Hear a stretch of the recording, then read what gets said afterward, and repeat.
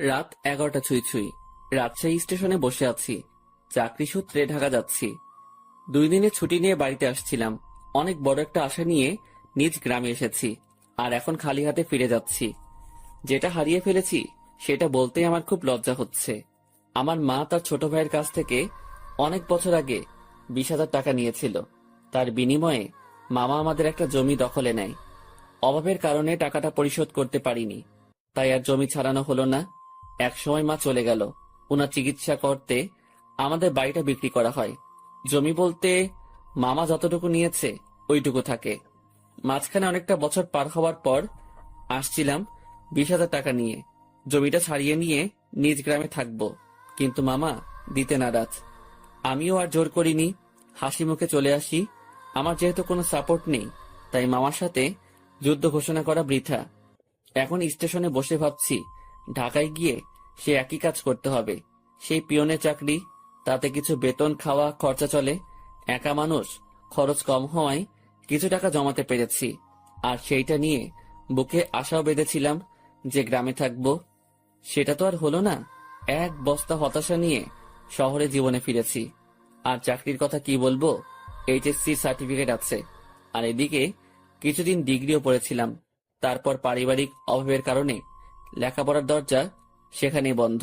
তবে একটা পড়া এখনো চালু রয়েছে, সেটা হলো মানুষকে পড়া, মানুষকে বোঝা। এই সাবজেক্ট পাসমার্ক তোলাই বেশ কঠিন। বিচিত্র রকম মানুষ সব এই পৃথিবীতে, যাদের চেনা খুবই দুষ্কর। আমি কথাগুলো ভাবছিলাম আমার সামনে বসে থাকা কিছু মানুষের দিকে তাকিয়ে। তারা অনেকটা দূরে ছিল, তাই তাদের চেহারা আবছা দেখছিলাম। আর তখনই খেয়াল করলাম কেউ একজন আমার দিকে এগিয়ে আসছে। আবছা আবছা ভাবেই মনে হচ্ছিল ইয়াং কোনো মেয়ে। মেয়েটা এসে আমার সামনে দাঁড়ালো। এবার আমার চোখের আবছা ভাবটা ছাড়লো। আমি এক পলক মেয়েটাকে দেখে নিলাম। বাহ, মেয়েটা তো বেশ সুন্দরী। শুধু সুন্দরী বললে কম হবে, একটু বেশি সুন্দরী। তবে তার আধুনিক ড্রেসের সাথে তার সৌন্দর্যের কোনো ম্যাচ করছে না। আমি আবার ভাবনাতে চলে গেলাম। হঠাৎ এই এই কি সমস্যা আপনার? ভাবনা থেকে বেরিয়ে এসে স্বাভাবিকভাবেই বললাম, কোনো সমস্যা নেই তো। আমার দিকে এভাবে তাকিয়েছিলেন যে, পছন্দ হয়েছে? প্রশ্ন শুনে তো গলা শুকিয়ে কাঠ হয়ে গেছে। একে তো মেয়ে, তার উপর এত সুন্দরী মেয়ে, আর অদ্ভুত প্রশ্ন। আমি আমতা আমতা করে বলেই ফেললাম, না। না। পছন্দ হয়নি তো তাকিয়েছিলেন কেন? আমার ফেসটা হয়তো ওই দিকে ছিল, কিন্তু দৃষ্টি অন্যদিকে দিয়েছিলাম। একা মুখের উপর বলে পছন্দ হয়নি। কি নাম আপনার? শুভ। আমি ইরা। আর আপনাকে চেনা চেনা লাগছে, তাই নামটা জিজ্ঞেস করলাম। ও, তারপরে ইরা নামের মেয়েটা আমাকে অবাক করে দিয়ে আমার কাজের স্থান, মানে আমি যে কোম্পানিতে পিয়ন হিসেবে চাকরি করি, তার কথা বলল। আপনি কি মিতালি অফিসের পিয়ন? জি জি। ও, আমার বাবা ওই কোম্পানির মালিক, আর আমার বাবার অফিসেই চাকরি করে। বাবার অফিসে আমি অনেক যাই। আপনি তো চা কফি এনে দেন। আমি আপনাকে চিনেছি, আপনি আমাকে চিনতে পারেননি কেন? আমি আপনার দিকে তাকাইনি, আর আমি মেয়েদের দিকে কম তাকাই। ওরে সাধু, শোনেন, আপনি তাকান, তবে বেশি ভাবনায় থাকেন। তবে আমাকে কখনো খেয়াল করেননি। জি, এটাও হতে পারে। আমিও হিতাহিত জ্ঞান বুদ্ধি হারিয়ে ফেলেছি। তোকে আপনি করে বলছি কেন? তুই তো পিয়ন। আচ্ছা শোন, জি ম্যাম বলে। তুই তো সাধারণ বগিতে যাবি, জি ম্যাম। আমি কেবিনে যাব। তুই আমার ব্যাগ দুটো একটু উঠাই দিবি, তারপর তোর আসনে গিয়ে বসবি, ঠিক আছে? জি ম্যাম, ঠিক আছে। রাগ করিস না, কুলি পাচ্ছি না। আর তোকে পেয়েছি, হার কাকে লাগে, চেনা মানুষ তো। জি ম্যাম। এত জিম্যান জিম্যান করিস কেন? জি না।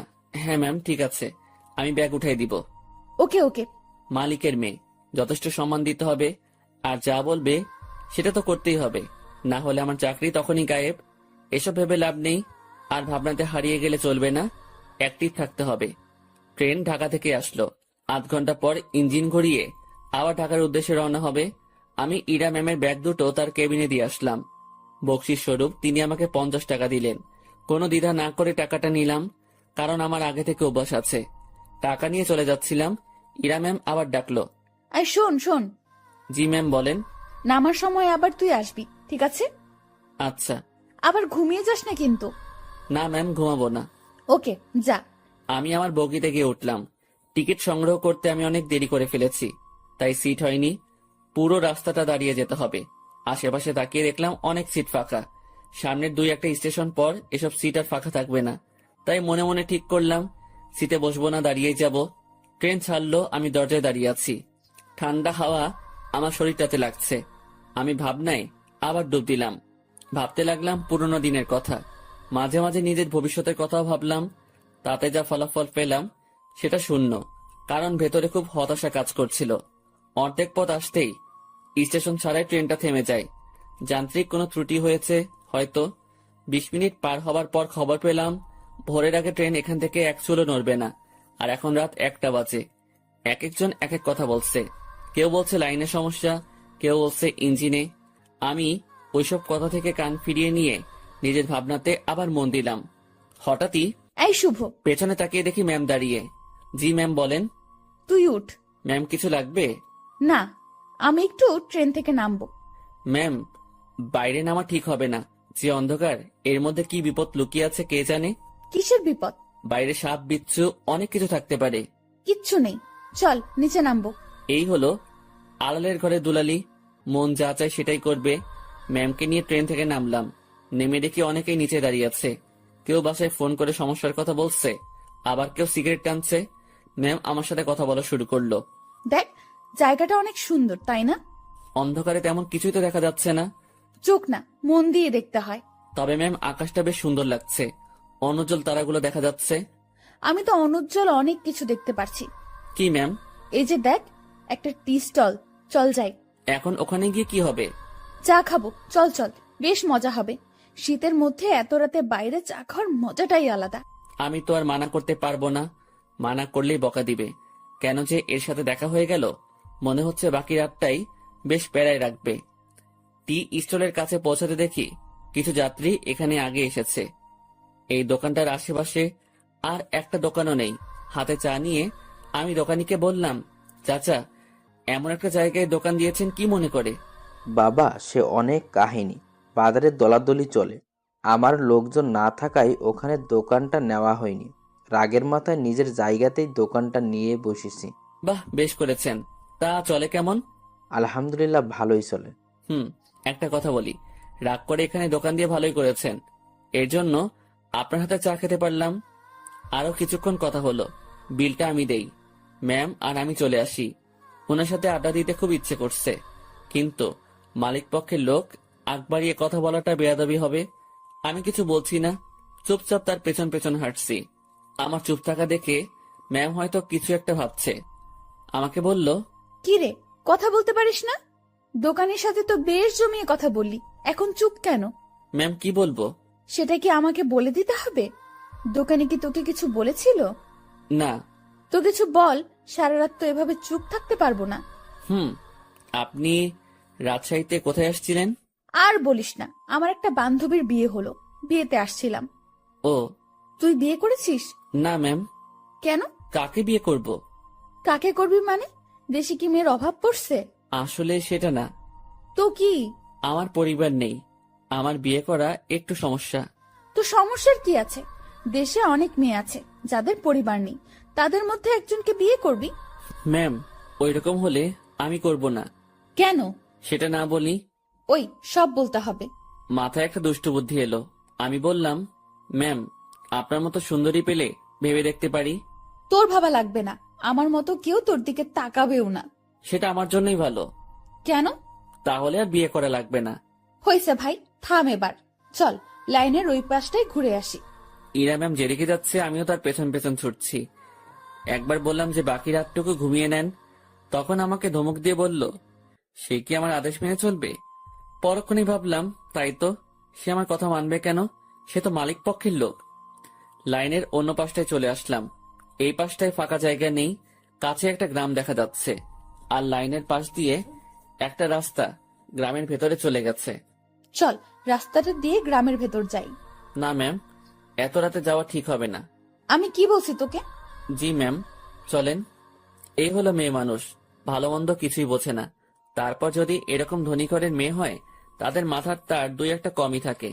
এরা পুরো পৃথিবীকে নিজের মনে করে আর ভাবে সেই সব থেকে ক্ষমতাধর ব্যক্তি। দুজনে অনেকটা হাঁটলাম। এখন আমরা হাঁটছি গ্রামের ভেতরে। পুরো গ্রাম নিস্তব্ধ, কোথাও কোনো সারা শব্দ নেই, শুনশান পরিবেশ। ম্যাম মাঝে মাঝে আমার সাথে কথা বলছে। এক সময় আমরা ভালোই কথা বলতে শুরু করি। ম্যাম আমাকে বলল, তুই কি সারা জীবন এইভাবেই কাটাবি? জানি না জানিস না মানে? আমার ভাগে কি আছে আমি কিভাবে বলবো। তাও সবার তো অনেক ফিউচার প্ল্যান থাকে, তোর নেই? না। অদ্ভুত। আচ্ছা ম্যাম, একটা জিনিস আমার কাছে খুব খারাপ লাগছে। কি? বললে রাগ করবেন না তো? না, বল। স্টেশনে যখন আপনাকে দেখলাম তখন একটা জিনিস খেয়াল করেছি। কি খেয়াল করেছিস? আপনার সৌন্দর্যের সাথে আপনার আধুনিক সাজগোজ একদমই বেমানান। কি বলিস? সবাই তো খুব প্রশংসা করে। সবার চোখ নেই তাই। তো কেমন সাজলে আমাকে ভালো লাগবে? অতি সাধারণ। যেমন? এই যে হেয়ার কালার করেছেন, এটা চুলের সৌন্দর্য নষ্ট করেছে। আপনার ঠোঁটে। এই থাম। জি ম্যাম। তুই অন্ধকারে আমার ঠোঁট কিভাবে দেখলি? ওই যে বললাম না, স্টেশনে দেখেছি। উফ, বাদ দে তোর ডায়লগ, চুপচাপ হাঁটতে থাক। জি ম্যাম, আর সামনে না এগোই, আমরা চলে যাই। আর একটু যাব, তারপর ফিরবো। পরিবেশটা ভালোই লাগছে। রাতে এইভাবে গ্রামের মধ্যে দিয়ে কখনো হাঁটিনি। আমরা হাঁটতে হাঁটতে আরো সামনে এগোলাম, আর হঠাৎ দুজন লোক লাইট নিয়ে আমাদের সামনে আসলো। তাদের হাতে মাছ ধরার পলো। মাছ ধরতে যাচ্ছে মনে হয়। এই তোমরা কারা? এই গ্রামে আগে কখনো দেখিনি তো। ভাই, আমরা আসলে ট্রেনে যান্ত্রিক ত্রুটির কারণে মাঝপথে দাঁড়িয়ে গেছে, আর ট্রেন থেকে নেমে আমরা একটু হাঁটতে আসছি। এই তোমরা থামো, সব বুঝে গেছি সব। চলো আমাদের সাথে। কোথায় যাব? কোনো কথা না, চলো। লোক দুটো আমাদেরকে একটা বাড়ির ভেতর নিয়ে আসলো। আমি মনে মনে আল্লাহ আল্লাহ করছি, কি যে হবে। গ্রামের মানুষ এসব কিছুতে বেশ সিরিয়াস। রাত করে মেয়ে নিয়ে বাইরে দেখলে উল্টাপাল্টা ভাববে। আমাদের বেলায় ঠিক তাই হয়েছে। এরা শুধু আমার দিকে তাকিয়ে বারবার দেখছিল। আমিও মনে মনে বলছি, দেখেন কেমন লাগে। একজন বাড়ির গিন্নিকে ডাকা শুরু করলো। বুঝলাম এটা তার নিজের বাড়ি। লোকটির বয়সে আমাদের তাকিয়ে বলল, এরা কারা? ওরা বাড়ি থেকে পালায় আসছে, ওদের তুমি ঘরে নিয়ে যাও, আমি হুজুরের ডাইকা নিয়ে আসি। ভাই ভাই, হুজুরে ডেকে কি করবেন? বিয়া করায় দেবো তোমাদের। ভাই ভাই শোনেন, উনি আমার কিছু না, আমরা পালাই আসিনি। উল্টাপাল্টা কথা কইও না, চুপ থাকো। একটা মায়া তোমার সাথে এত রাতে ঘুরে, এর মানে কি আমরা বুঝি না? ভাই ভাই এমন কইরেন না। চান মিয়া, তুমি ওদের ঘরে নিয়ে যাও, আর বউ আমি যাইতেছি হুজুরের ডাকতে। আমাদের কাছে একজনকে রেখে লোকটি অন্ধকারে হাওয়া হয়ে গেল। কিছু একটা ঘটতে চলছে। আমি ইরার দিকে তাকালাম, দেখি সে আমার দিকে তাকিয়ে আছে। মুখটা কাঁচুমাচু করে রেখেছে সে। দুজনে কথাও বলতে পারছি না। সময় যাচ্ছে আর লোকজন বাড়তে শুরু করে। আমাদের দুজনকে 2 রুমে রাখা হয়েছে। আমি শুধু আল্লাহ আল্লাহ করছি। ওইদিকে ইরার কি অবস্থা হয়েছে আমি জানি না। কিছু সময় পর হুজুর আসলো। আমি তাকেও বুঝালাম। স্বস্তির কথা হলো সে বুঝেছে। কঠিন একটা সমস্যা থেকে বাঁচলাম। হুজুরটা আমাদের লাইন পর্যন্ত এগিয়ে দিল। তারপর ওয়াও, কি দারুণ অভিজ্ঞতা। ধুর, চুপ করেন তো, এখনই তো একটা ইয়ে হয়ে যেত। ইয়ে মানে কি? আরে বড় বাচ্চা বেঁচে গেছেন। তা তো জানি, তবে দারুণ লাগছে। আপনি থাকেন, যেখানে ইচ্ছা যান, আমাকে ডাকবেন না। আমি ট্রেনে উঠলাম। ওনার সাথে সাথে আর দেখা করলাম না। ফজরের আজান হলো, তার কিছুক্ষণ পর আমাদের ট্রেন আবার যাত্রা শুরু করলো। আমি ঠিক আমার আগের জায়গাটায় দাঁড়িয়ে আছি। ইরা ম্যাম আবার আসলো। তুই ভালোই বদমাইশ তো। কি কি করছি আমি? তুই আমার উপর ছাড়ি দিস, আমার উপর রাগ দেখাস। তো কি করব? আপনার মাথায় কি ব্রেইন নামক জিনিসটা আছে? থাকলেও তো মনে হয় কাজ হবে না। এরকম ছেলে মানুষই করেন, কি জন্য বড় হয়েছেন বোঝেন না কিছু।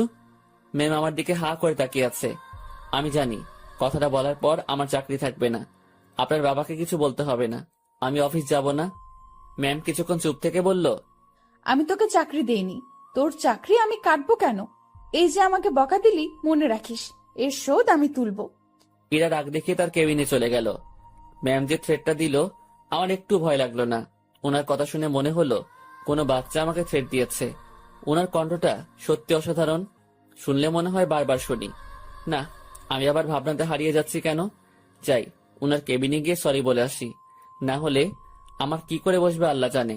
আমি তার কেবিনের ভিতর ঢুকবো, তখনই কারোর সাথে ধাক্কা লাগলো। তাকিয়ে দেখি ম্যাম। উনি হয়তো বাইরে আসছিলেন। এটা কি হলো? সরি ম্যাম, বুঝতে পারিনি। তুই আমার কেবিনে কি জন্য? সরি বলতে আসছি। সরি বললে তো কাজ হবে না, আমি তোকে মাফ করব না। কিছুক্ষণ তর্ক হলো। আমি তাকে বললাম, আমার উপর কেউ রাগ করে থাকুক সেটা আমি চাই না। আপনার মন যা চায় তাই করেন। কথাটা বলতেই ম্যাম আমাকে অবাক করে আমার গালে 2টো চড় বসিয়ে দিল। এখন বুঝতে পারলাম ম্যাম বেশ রেগে গিয়েছিল আমার উপর। চটা না খেলে হয়তো বুঝতে পারতাম না। আমি তো ভেবেছিলাম অন্য কোনো শাস্তি দিবে হয়তো। চর মারার পর ম্যাম আরো বলল, তুই আমার বেস্ট ফ্রেন্ড হবি? এমন থাপ্পড় খাওয়ার পর এরকম প্রস্তাব পাবো ভাবতেও পারিনি। মনে মনে ভাবছি, আমি তার সাথে কেন বন্ধুত্ব করতে যাব?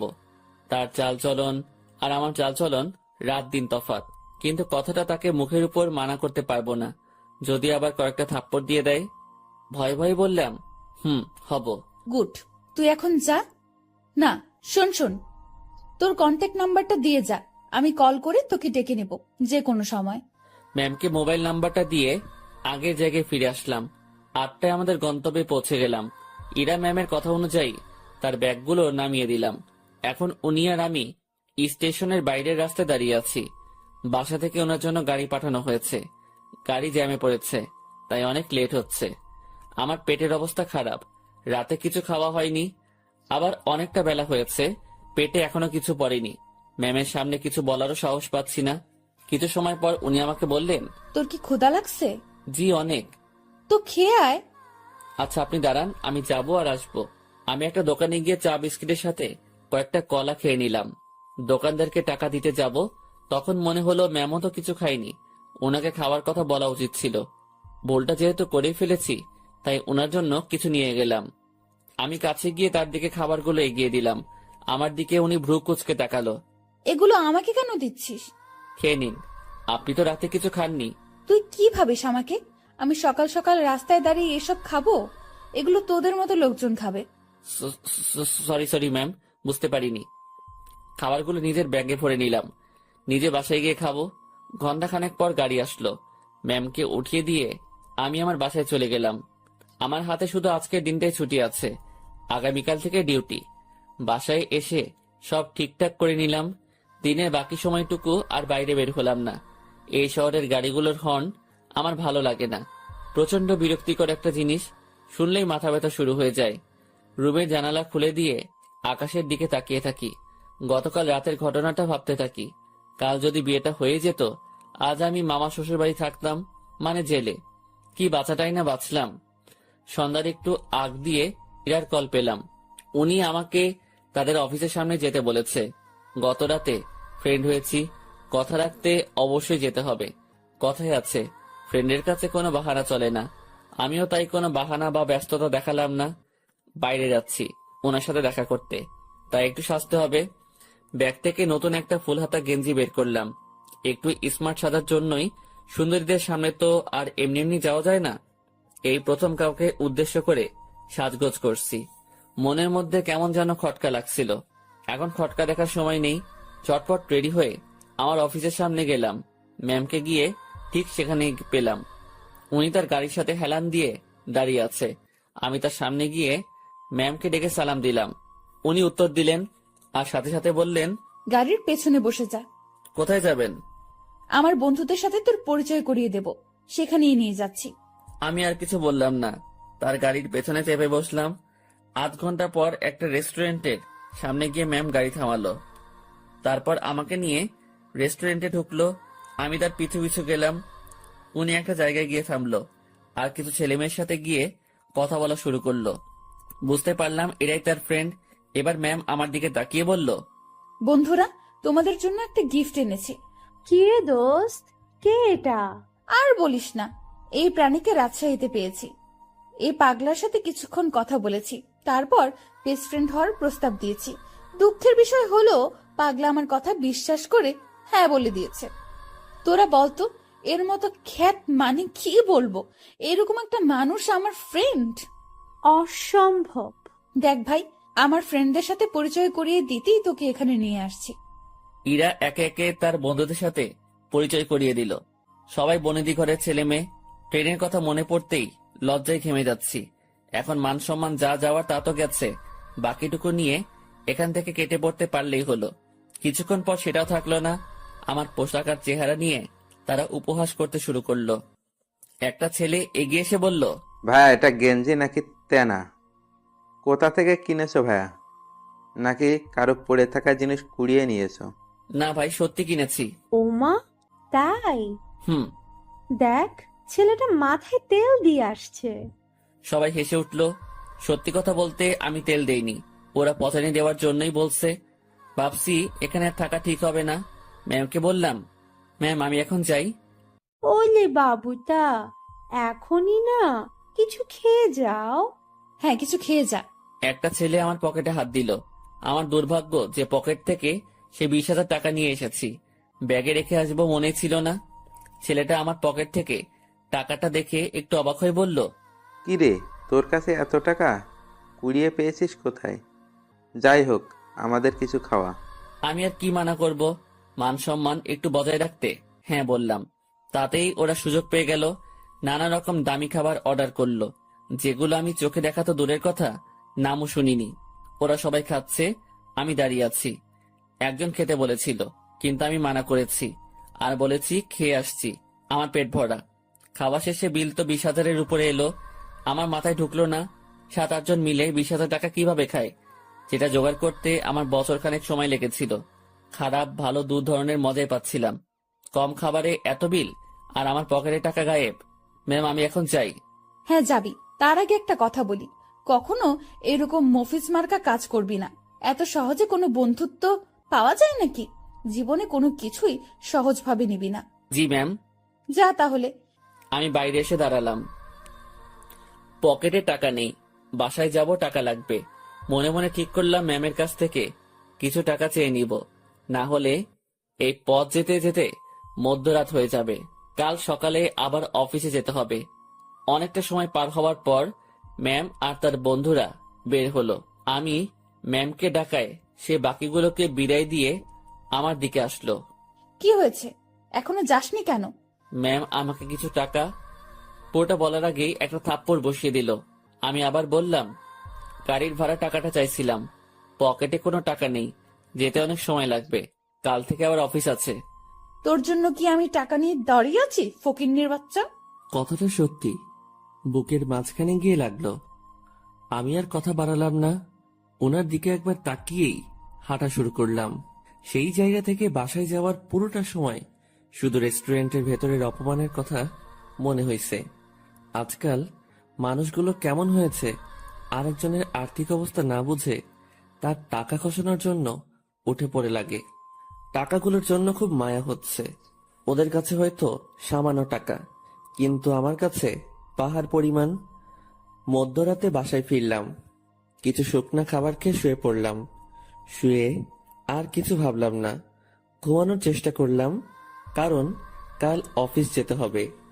পরদিন সকালবেলা উঠতে আর দেরি করলাম না, ফোনে অ্যালার্ম দেওয়াই ছিল।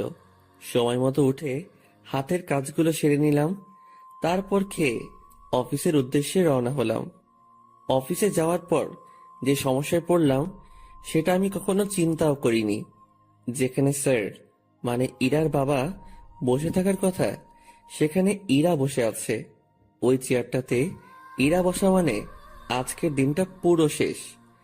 আমি রুমে ঢুকে তাকে সালাম করে বেরিয়ে আসলাম। কিছুক্ষণ পর উনি নক করলেন। আমি ভেতরে গিয়ে বললাম, জি ম্যাম বলুন। 4 নম্বর টেবিলে রাশিদ সাহেব অফিসে আসেনি, তুই একটু খোঁজ নিয়ে দেখ। জি ম্যাম। আমি ফোন করে জানলাম উনি রাস্তায় আছেন। আমি ম্যামকে সেটা জানিয়ে দিয়ে বাইরে বসে আছি। সেই মুহূর্তে জেনারেল ম্যানেজার আমাকে ডাকলেন কফি এনে দিতে। আমি কফি নিয়ে তার রুমে গেলাম। কফির কাপটা হাতে নিয়ে দেখলেন এবং ফেলে দিলেন। কি হয়েছে এটা বলার সাথে সাথে উনি আমাকে চর বসিয়ে দেন আর বলেন, কফির উপর মরা মাছি পড়ে আছে, দেখিস না? সরি স্যার, দেখতে পাইনি। উনি আমার কলার ধরলেন। আমি যদি এটা খেয়ে ফেলতাম, তারপর যদি অসুখ করতো, তুই কি করতিস তখন? স্যার মাফ করে দেন, দেখতে পাইনি। উনি অনেক বাজে বাজে বকা দিচ্ছিলেন। অফিসের মধ্যে একটা শোরগোল বেঁধে গেল। ইরা ম্যাম তার কেবিন থেকে উঠে আসলেন। সবাই মিলে দোষটা আমাকে দিচ্ছিল। এখন ভয় লাগছে যে ম্যাম চটটা মেরে হয়তো বিদায় করে দিবেন। তারপর ম্যাম সবকিছু শুনলেন, আমার থেকেও আর ম্যানেজারের থেকেও। সব শোনার পর যা করলেন দেখে তো আমি হতবাক। পরপর 2টা চর বসিয়ে দিলেন ম্যানেজারের গালে। আমি কিছু বলার আগেই এখান থেকে বের হবেন। আর হ্যাঁ, বাকি সবাইকে বলছি, এটা নিয়ে কোনো কথা হবে না। সমস্যা হয়েছে, সমাধান করেছি। সমালোচনা করে ভালো জিনিস খারাপ বানাবে তো পাবলিক, বুঝবা? কত ধানে কত চাল, যার যার কাজে যাও, অনেক সময় নষ্ট হয়েছে। কিছুক্ষণ ঝড়ের পর অফিস স্বাভাবিক, আগের মতো কাজ চলছে। কিভাবে সব সামনে নিলাম, হুটহাট ম্যানেজার শ্যাক্ট, সাথে 2টা থাপ্পড়। বিচারটা যাই করুক, তাহলে আমার সাথে অমন করলো কেন? ভাবতে ভাবতে কোনো উত্তরই খুঁজে পেলাম না। লাঞ্চের সময় আমি বাসা থেকে রুটি নিয়ে আসছি। 2-1জনকে পানি এনে দিয়ে আমি খাওয়ার জন্য বসবো, তখন ম্যাম ডাকলো। মনে মনে ভাবছি খাওয়াটাও কপালে নেই। মুখ ভার করেই ম্যামের রুমে ঢুকলাম। জি ম্যাম, কিছু বলবেন? তুই খাবার খেয়েছিস? জি না। বাসার থেকে খাবার নিয়ে আসছিস নাকি বাইরে গিয়ে খাবি? বাসা থেকে এনেছি। যা, খাবার নিয়ে আমার রুমে আয়। ম্যাম, বুঝিনি। আরে হারামি, খাবার নিয়ে আমার রুমে আয়। কথাটা শুনেই ভাবছিলাম আমি ঠিক শুনছি তো। ভাবনাতে আর ডুব দিলাম না। দেরি না করে খাবার নিয়ে আবার রুমে ঢুকলাম। ম্যাম তো দেখি দামি দামি খাবার সব টেবিলে সাজাচ্ছেন। আমাকে দেখিয়ে দেখিয়ে বললেন, এসব আমার মায়ের হাতের রান্না। ম্যাম আমি বাইরে গিয়ে খাই, আপনি খাওয়া শুরু করেন, পানি লাগলে বলবেন। এই, তুই কি এজন্য ডেকেছিস? আচ্ছা, তোর খাবারের বাটিটা আমার হাতে দে তো। আমি তেমন কিছু আনিনি, ওই রুটি। আমি দেখবো, দে। ভয়েই বাটিটা ওনার হাতে দিলাম। লজ্জায় তো মাথা কাটা যাওয়ার অবস্থা। বাসায় কিছু ছিল না, তার উপর টাকাও নেই। রুমে পেঁয়াজ মরিচ ছিল, সেগুলো কেটে তেল আর লবণ দিয়ে মাখিয়ে নিয়ে আসছি। ম্যাম যদি সেটা দেখে তো। কথাটা ভাবতে ভাবতেই বাটির ঢাকনা খুলেই উনি চোখ বড় বড় করে ফেলেন। খাবারটা কিছুক্ষণ তাকিয়ে থেকে দেখে আবার আমার দিকে তাকালেন। কি রে, এগুলো কি? ম্যাম আসলে রুমে কিছু ছিল না, তারপর টাকাও নেই। রুমে আটা ছিল তো, ওইটা দিয়ে আর কি একটা ব্যবস্থা করে নিয়ে আসছি। ম্যাম আমার বাটিটা টেবিলে রাখলেন, তারপর উনি তার চেয়ারে বসে পড়লেন। আমি দাঁড়িয়ে আছি। উনি একবার আমার দিকে তাকাচ্ছেন, আর একবার আমার খাবারের দিকে তাকাচ্ছেন। আমি ওনার সামনে এখন লজ্জাতে ইমিটিমিটি হাসতেছি। উনি কিছু সময় চুপ থাকার পর মুখ খুললেন। এই যে, এই খাবারগুলো তোর। ওনার খাবার আমার দিকে এগিয়ে দিলেন।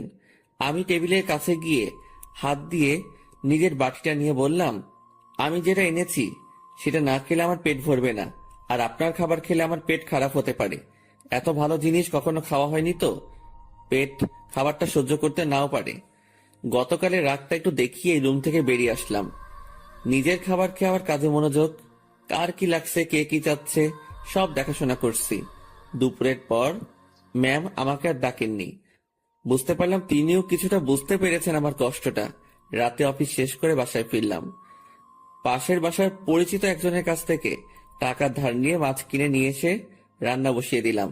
তখন রাত প্রায় 10টার কাছাকাছি। চুলোয় রান্না বসাবে সেই সময় ফোন আসলো। ম্যাম ফোন করেছে, নাম্বারটা সেভ করে রেখেছি। ধরবো কি ধরবো না এমন করতে করতে রিসিভ করে সালাম দিলাম। উনি উত্তর দিয়ে বললেন, কি করিস? এই তো ম্যাম, কিছু না। এখন শোন, জি ম্যাম, বলেন।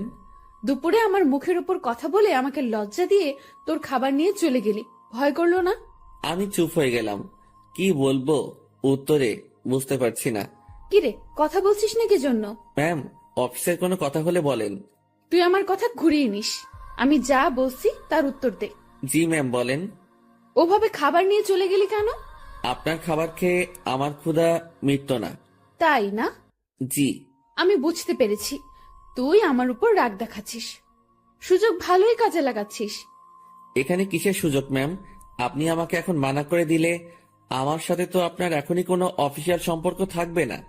ক্ষমতা আপনার হাতে, সুযোগ আপনার হাতেই। চুপচাপ রান্না শেষ করে খেয়ে আমাকে কল দিবি। ম্যাম, অফিসের কোনো বিষয়ে কথা বলবেন? না। তাহলে ফোন দিয়েন না, আমিও দিব না। তোর 24 ঘন্টাই ডিউটি। আমি ফোন দেওয়ার পর সময়টুকু অফিসিয়াল, ওকে? তাহলে বেতন বাড়িয়ে দিয়েন। ঠিক আছে, দিব। ঠিক আছে, দিব। তুই অবশ্যই ফোন করবি। আর হ্যাঁ, কাল অফিসে আসার সময় দুপুরের খাবার আনবি না। কেন ম্যাম? অফিসে না খেয়ে কাজ করতে হবে? তোর জন্য আমি খাবার নিয়ে যাব। ম্যাম, ওসব খাবার টাবার বাদ দিন, আমি আমার খাবারে সন্তুষ্ট। তুই যদি কাল অফিসে তোর রান্না করা কিছু নিয়ে আসিস তো মনে রাখবি, তোকে শুধু অফিস থেকে না, দুনিয়া থেকেই বিদায় করে দিব। আমি কিছু বলতে যাব তখনই ম্যাম ফোনটা রেখে দিল। তুই যদি কাল অফিসে তোর রান্না করা কিছু নিয়ে আসিস তো মনে রাখবি, তোকে শুধু অফিস থেকে না, দুনিয়া থেকেই বিদায় করে দিব। আমি কিছু বলতে যাব তখনই ম্যাম ফোনটা রেখে দিল। মনে মনে ভাবছি এত আদিক্ষেতা দেখানোর কি আছে? আমি তার অফিসের সামনে একজন পিয়ন, আর এমন ব্যবহার করছে। মনে হয় না, ছি ছি ছি, কি সব কথা ভাবছি আমি। পরদিন সকাল সকাল উঠে আর রান্না করলাম না। সকালে নাস্তাটা বাইরে করেই অফিসে রওনা হলাম। অফিসে গিয়ে দেখি ম্যাম আগে এসেছেন। প্রতিদিনের মতো হাজিরা দিলাম। উনি আমাকে দেখে তেমন কিছু বললেন না। দুপুর পর্যন্ত স্বাভাবিকভাবেই কাজ করলাম। দুপুরের খাবার সময় ম্যাম তার রুমে ডাকে। আমি জানি উনি আমার জন্য খাবার নিয়ে আসছে। খুব লজ্জা লাগছিল। রুমের একপাশে খাবার খাওয়ার জন্য সুন্দর একটা ব্যবস্থা ছিল। ম্যাম আমাকে ওখানটায় বসতে বলে, আর আমার সামনাসামনি উনিও বসে যান। উনি একটা প্লেটে খাবার নিয়ে আমাকে দেয়, আরেকটা উনি নেন। আমি প্লেটে হাত দিতে পারছিলাম না, খুব ভয় কাজ করছিল। এত বড় একজন মানুষের সামনে খাবার খাওয়া চারটেখানি কথা না, তার উপর সামনে এত সুন্দরী মেয়ে বসা। ম্যাম আমার দিকে খেয়াল করে বলল, তুই হাত দিয়ে খাবি না খাওয়াই দিব? জি না ম্যাম। একটা কথা, কি?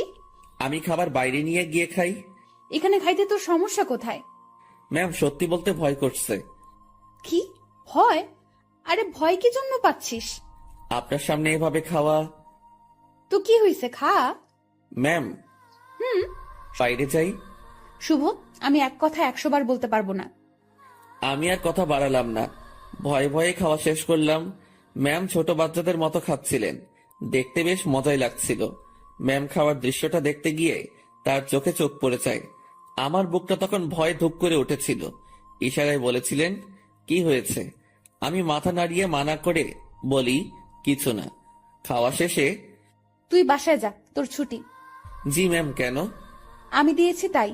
বাসায় তো কোনো কাজ নেই আমার। এত কথা বলতে তোকে কে বলেছে? যা, সোজা বাসায় যাবি, কোথাও যেন দেরি না হয়। আমার ছুটিতে বাকি সবাই একটু অবাক হলো। আমি জানি না ম্যাম, আমার কাজগুলো কাকে দিয়ে করিয়ে নেবেন। উনি যেভাবে কাজ করেন, যে কেউ দেখলে অবাক হবে। আমি বাসায় এসে বিছানায় আরাম করছি। মাথার উপর ফ্যানটার দিকে তাকিয়ে অন্য একটা ভাবনায় ছিলাম। নির্দিষ্ট কোনো ভাবনা না, একদমই এলোমেলো। বাংলায় এই ভাবনাকে কি বলে বা কিভাবে ব্যাখ্যা করে আমি জানি না। এই জিনিসটা ভাবতে ভাবতে আমার চোখটা বন্ধ হয়ে আসে। জানি না কতটা সময় ঘুমিয়েছি। হঠাৎ আমার কানে কোনো একটা শব্দে বেজে ওঠে। চোখ খুলে বুঝতে পারি ফোনটা বাজছে। ফোন হাতে নিয়ে আবছা চোখে দেখি ম্যাম কল করেছে। ফোনটা রিসিভ করলাম। কই তুই? কই আবার, আপনি তো ছুটি দিয়েছেন, বাসায় আসছি। তুই কি ঘুমাচ্ছিস? হ্যাঁ। আমি কি তোকে ঘুমানোর জন্য ছুটি দিয়েছি? তাহলে? বাসায় যেতে বলেছি শুধু। জি ম্যাম, আমি তো আপনার কথায় সোজা বাসায় আসছি। আর বাসায় কাজ নেই, তাই একটু। তুই চুপ কর। শোন, জি বলেন। আমাদের অফিস থেকে দক্ষিণ থেকে যে লেকটা আছে তুই চিনিস? জি ম্যাম। তুই আয়, আমি তোর জন্য অপেক্ষা করছি। কেন ম্যাম? তোকে আসতে বলছি না আমি? জি ম্যাম, এই তো আসছি আমি। এবার বুঝলাম আমাকে ছুটি দেওয়ার কারণটা কি ছিল। আমার কাছে এটাও একটা ডিউটি, কিচ্ছু করার নেই, যেতেই হবে। যেমন ছিলাম তেমনই বেরিয়ে গেলাম। গতদিনের মতো আর সেজেগুজে বের হলাম না, যদি আবার অপমান করে। পকেটে টাকা আছে, তবুও হেঁটে যাচ্ছি।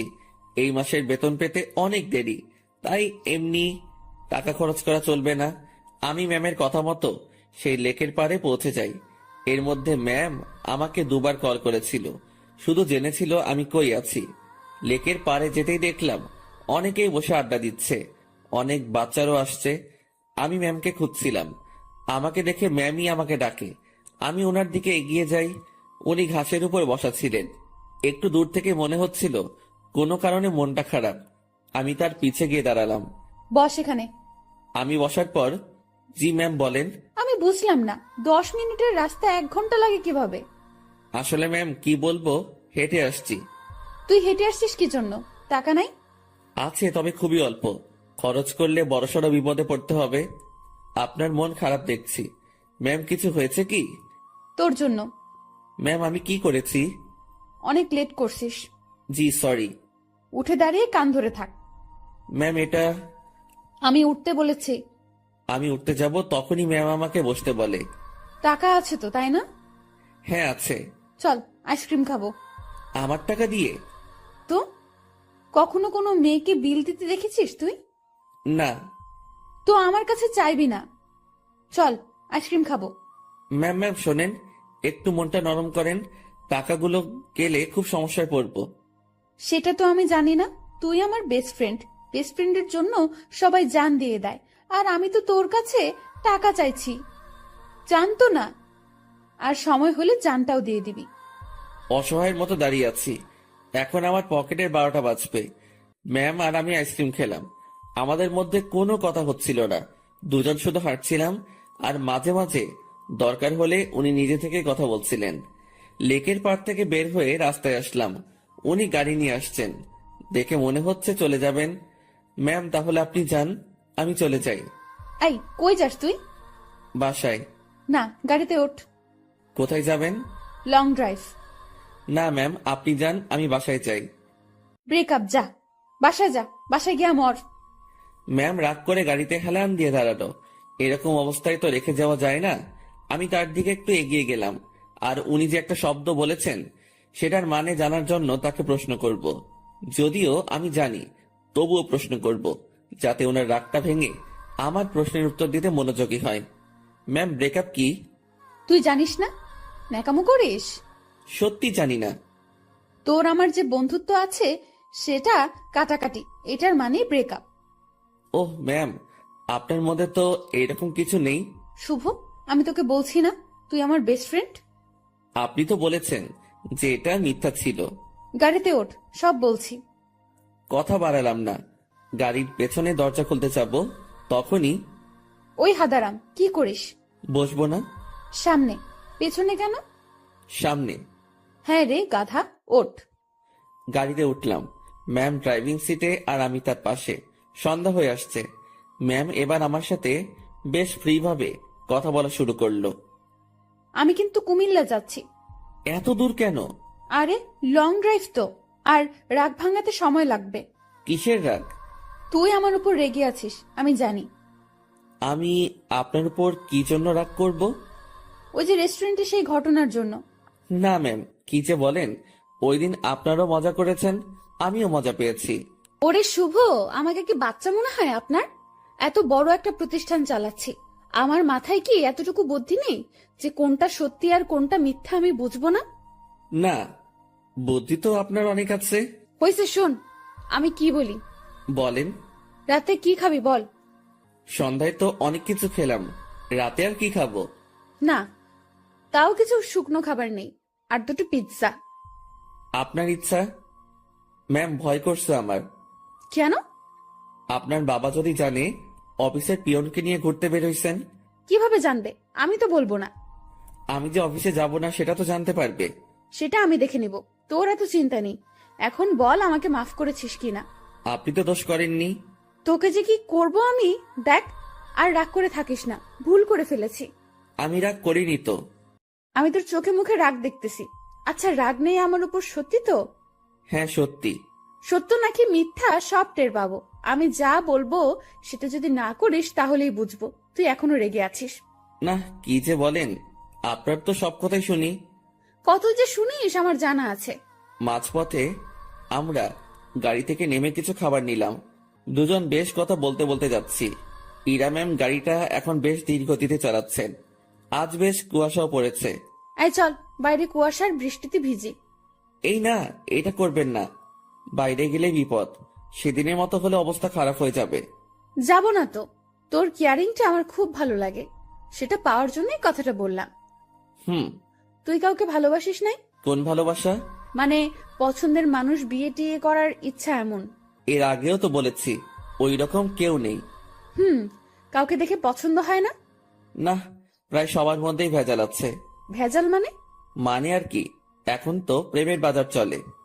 বাজারটা বেশ গরম, এক একজন 10-12টা প্রেম করে, তার উপর ওয়েটিং এ রাখে। তুই জানিস কিভাবে? চোখ খোলা রাখলে সবই টের পাওয়া যায়। ম্যাম আপনার নেই কি পছন্দের মানুষ?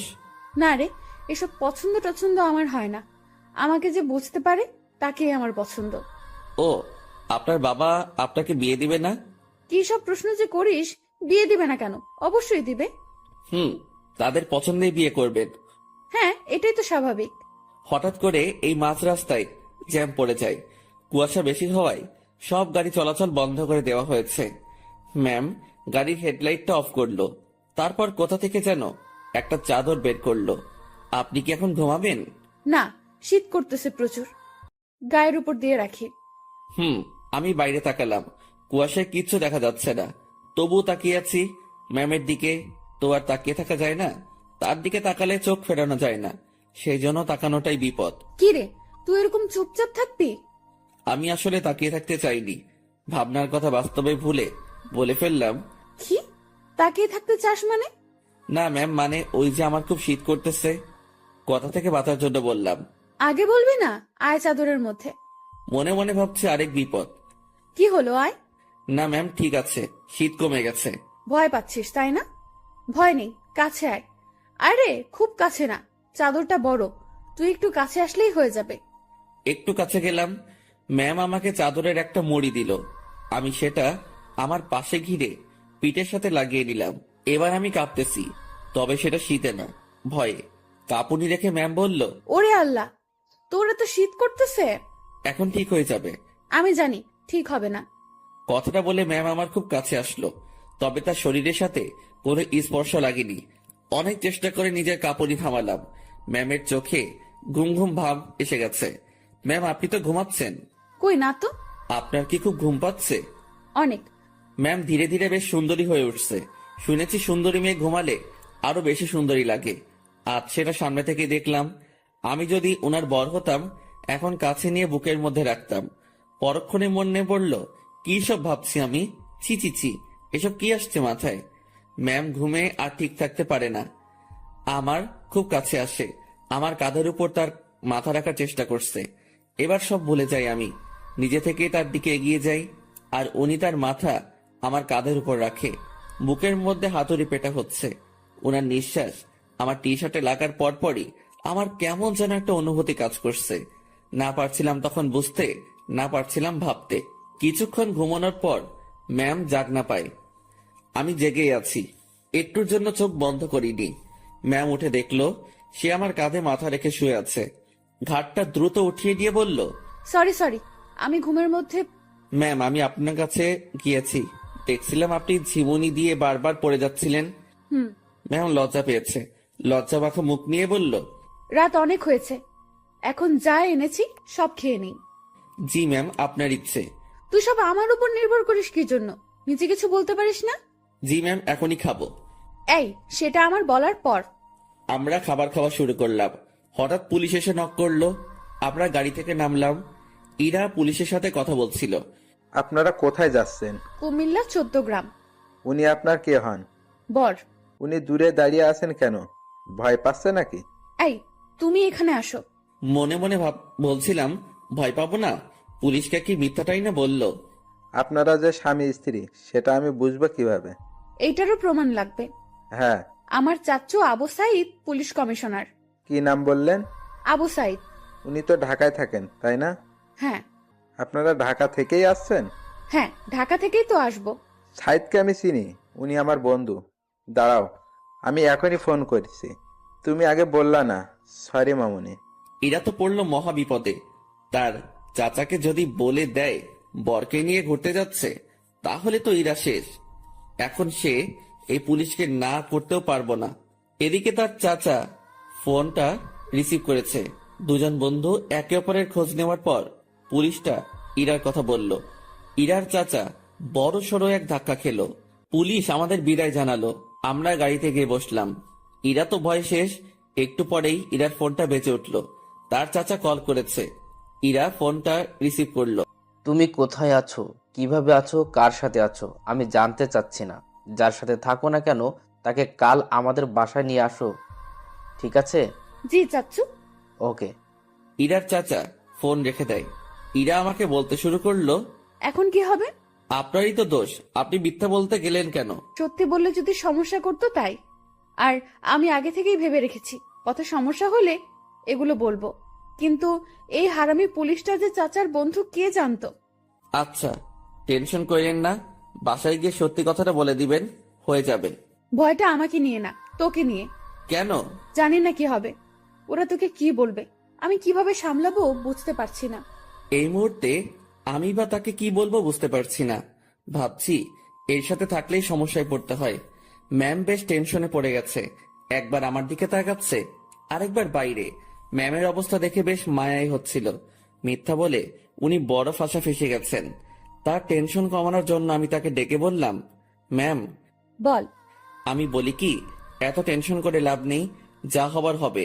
আর সত্যিটা বললে হয়তো ওনারা বুঝতে পারবে। সত্যিটাই বা কিভাবে বলবো?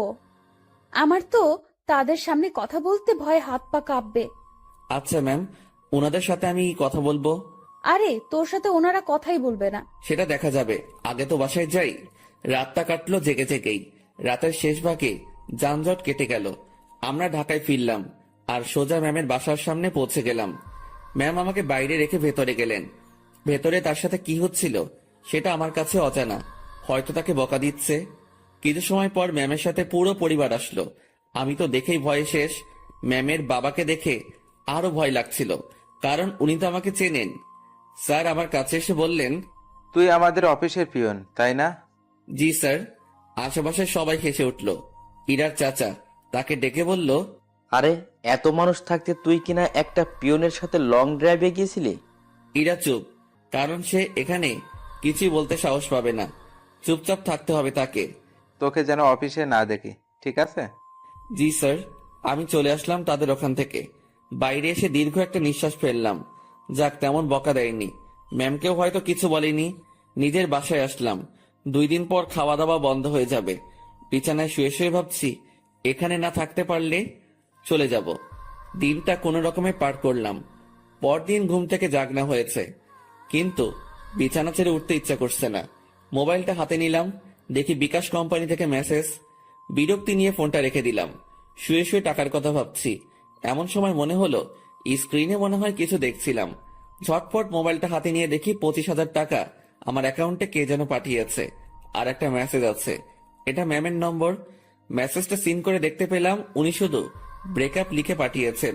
নিজে নিজে শিওর হলাম টাকাটা উনি পাঠিয়েছেন। হয়তো আমার প্রতি তার দয়া হয়েছে। যাক, আমার একটু ভালোই হলো, কাজ খুঁজতে সুবিধা হবে। ম্যামের সাথে দেখা হলে ধন্যবাদ দিব।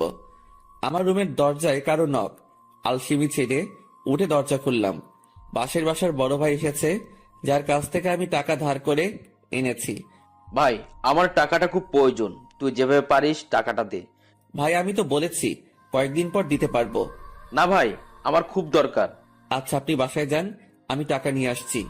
দরজা লাগিয়ে দিয়ে ফোনটা হাতে নিব, তখনই আবার দরজায় নক। কেমন যেন খুব রেগে গিয়ে দরজাটা খুলেই বলি, আরে ভাই বললাম তো দিয়ে আসবো। একটু ধমকে সুরে বলেছি। আমার এমন করে বলাটা ভুল হয়েছে, কারণ সামনে ম্যাম দাঁড়িয়ে আছে। এখন কি বলবো, কিভাবে কথা কাটিয়ে নিব, এসব ভাবতে ভাবতে ম্যাম নিজে প্রশ্ন করলো, কি সমস্যা? এত রেগে আছিস কেন? আপনি এখানে? আমি বেশ অবাক, কারণ তাকে এখানে এভাবে কখনো আশা করিনি। আমার সামনে থেকে সর কুত্তা, ভেতরে যাব। আমি সরে দাঁড়াতে উনি ভেতরে ঢুকলেন। তারপর আমার বিছানায় নিজের শরীরটা এলিয়ে দিলেন। ফ্রেশ হয়ে নে। আজকে আবার কোথাও যাবেন নাকি? আরে না, তুই যা, ফ্রেশ হয়ে নে, কথা আছে। আচ্ছা আমি বাইরে থেকে আসছি একটু। ওকে। আমি বাইরে এসে টাকা উঠে বড় ভাইকে থামিয়ে আসি। উনি যদি আবার আসতেন, আমার রুমে মেয়ে দেখে হয়তো ভিন্ন কিছু ভাবতো। রুমে এসে দেখি ম্যাম ঘুমিয়ে গেছে। আমি ফ্রেশ হয়ে নিলাম। কাজ শেষে ওনার দিকে তাকিয়ে ভাবছি, এই মেয়েটার যে কি হয়েছে। উনি চোখ খুলে বললেন, খাওয়া হয়েছে? না। টাকা না পাঠিয়ে দিলাম, এখনো খাসনি কেন? উঠতে তো হবে। যা, বাইরে থেকে খাবার নিয়ে আয়, একসাথে খাবো। ম্যাম, আপনি এই পরিবেশে খেতে পারবেন না। তুই পারলে আমিও পারবো। কথা বাড়িয়ে লাভ নেই, এই মেয়ে আমার কথা শুনবে না। বাইরে গিয়ে টাকা উঠিয়ে ভাইকে দিলাম, আর ম্যামের কথা মতো খাবার নিয়ে আসলাম। খাবারটাও সকাল সকাল বিরিয়ানি। কি নিব ভেবে না পেয়ে এটা নিয়ে ফিরলাম। এসে দেখি ম্যাম আবার বিছানা উঠাচ্ছে। ম্যাম ম্যাম, ছি ছি ছি, কি করেন? এবার এটা যদি আপনার পরিবার জানে তো আমাকে মেরেই ফেলবে। ভাই আপনি যান। ও সরি ম্যাম, আপনি চলে যান। চুপ থাক। খাবার এনেছিস? জি। তোর সাথে তো ব্রেকআপ হয়েছে আমার, তাই না? আমি কিভাবে জানবো? ওই যে সকালে মেসেজ করলাম। ওইটা যে আপনি কি জন্য লেখেন আমি জানি না। ব্রেকআপ হয়েছে তাই লিখছি। ও ভালো। আচ্ছা ম্যাম, আপনি খাবার খেয়ে বাসায় চলে যান। আপনার সাথে থেকে আমার চাকরিটা গেছে, জীবনটা যাক এটা আমি চাই না। চাকরি গেছে তো কি হয়েছে? আপনাকে তো বেতন দেওয়া হইছে। এত টাকা কেন দিয়েছেন? 20,000 তোর, আর বাকি টাকা তোর বেতন। যদিও কিছু টাকা আছে, সেটা মাস শেষে দিয়ে দিব। কাজ না করে টাকা আমি নিব না। কাজ তো তোকে দিবই। কি কাজ? আমার সাথে সময় কাটানো।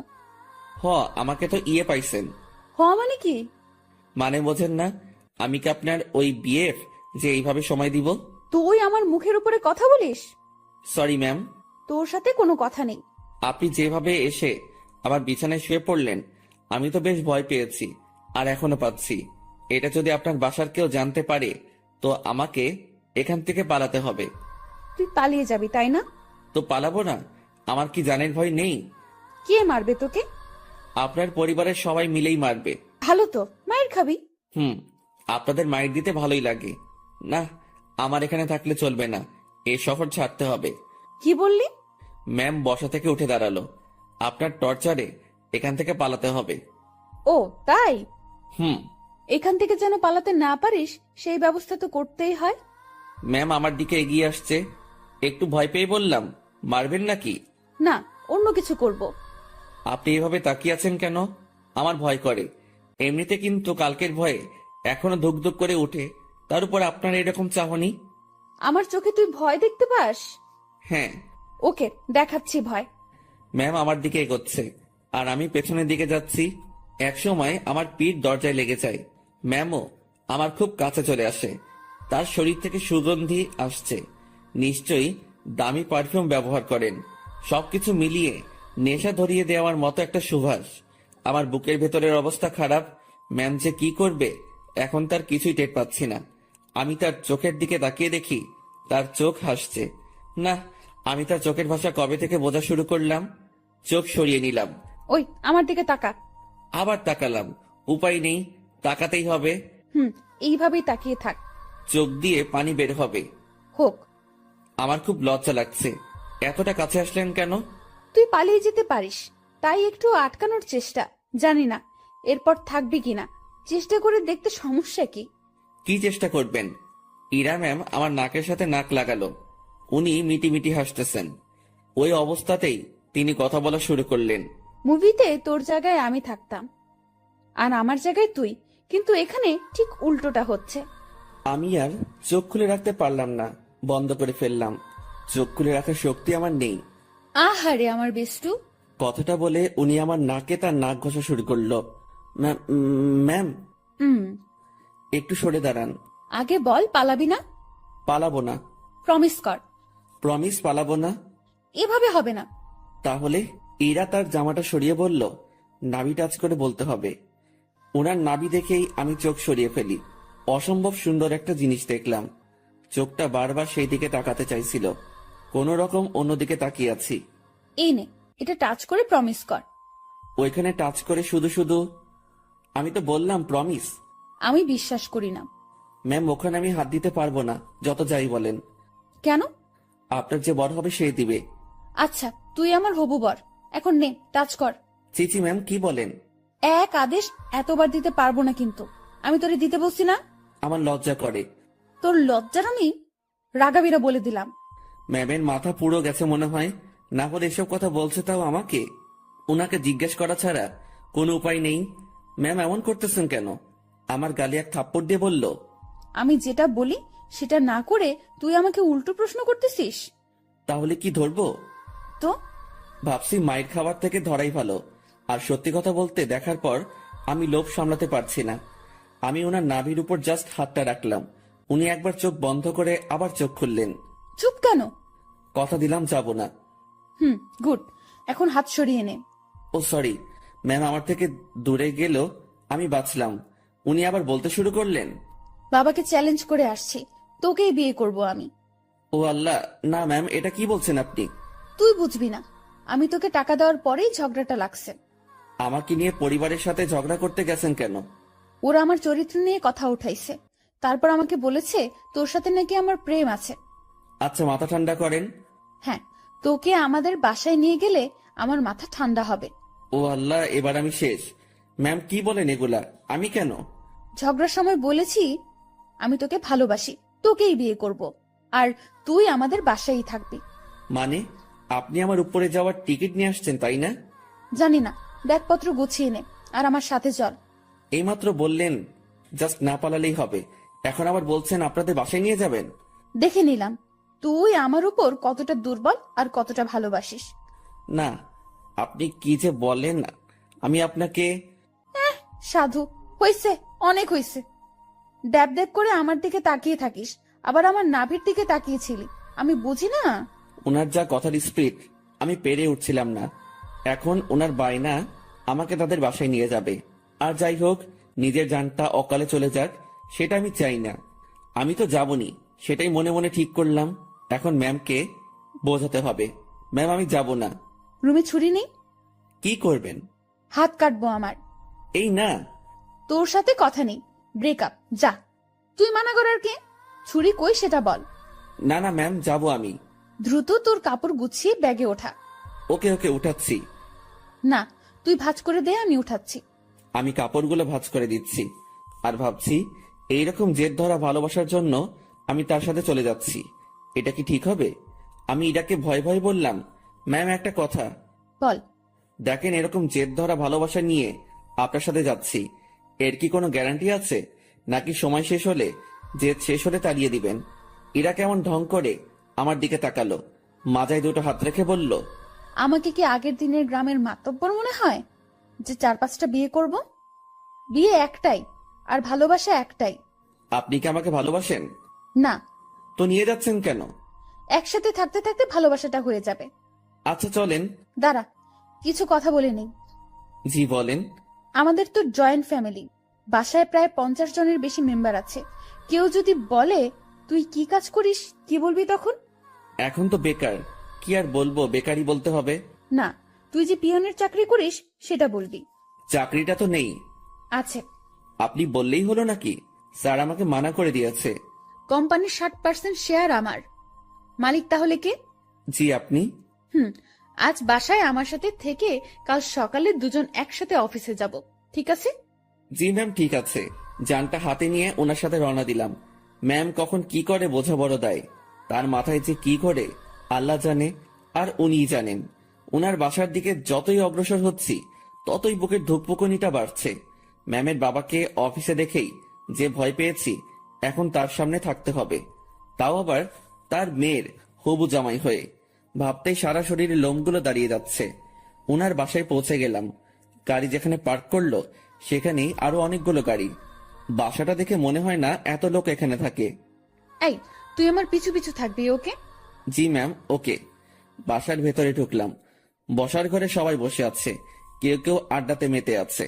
আমাদেরকে দেখে সবার কাজ করা বন্ধ হয়ে গেল। আমি মাথা নিচের দিকে দিয়ে আছি, কারো দিকে তাকানোর সাহস নেই।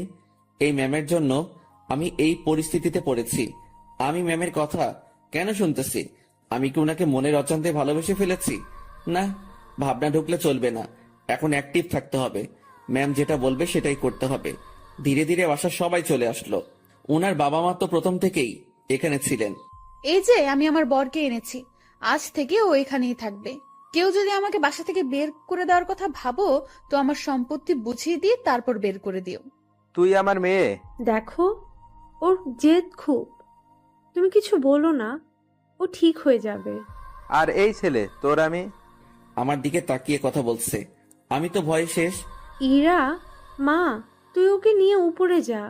ম্যাম আমাকে নিয়ে তার রুমে আসলো। অমায়িক সব সাজগোজ, রুমটা এত সুন্দর যে যেদিকে তাকাচ্ছি অবাক হচ্ছি। আমি তো রুম দেখাতে ব্যস্ত। ম্যাম তখন আমাকে বললেন, তুই বিছানায় উঠে থাক, আমি আসছি। ম্যাম কই যান আপনি? নিচে। আমার ভয় করে কেউ এসে আমাকে মেরে ফেলবে। আরে পাগলা, কে মারবে? আপনার ওই পুলিশ চাচা। উনি বাসায় নেই, আর আমি নিচে যাব আর আসবো। আচ্ছা। ইরা চলে যাওয়ার পর রুমটা ভালোভাবে দেখছিলাম। দেখতে দেখতে বিছানায় বসে পড়লাম। বিছানাটাও বেশ নরম। বসার সাথে সাথে কেমন যেন একটা নরম তুলতুলে ভাব। হঠাৎ ইরার মা রুমে প্রবেশ করলেন। আমি তাকে দেখে দাঁড়িয়ে গেলাম। উনি আমার কাছে এসে বললেন, বাবা, নাম কি তোমার?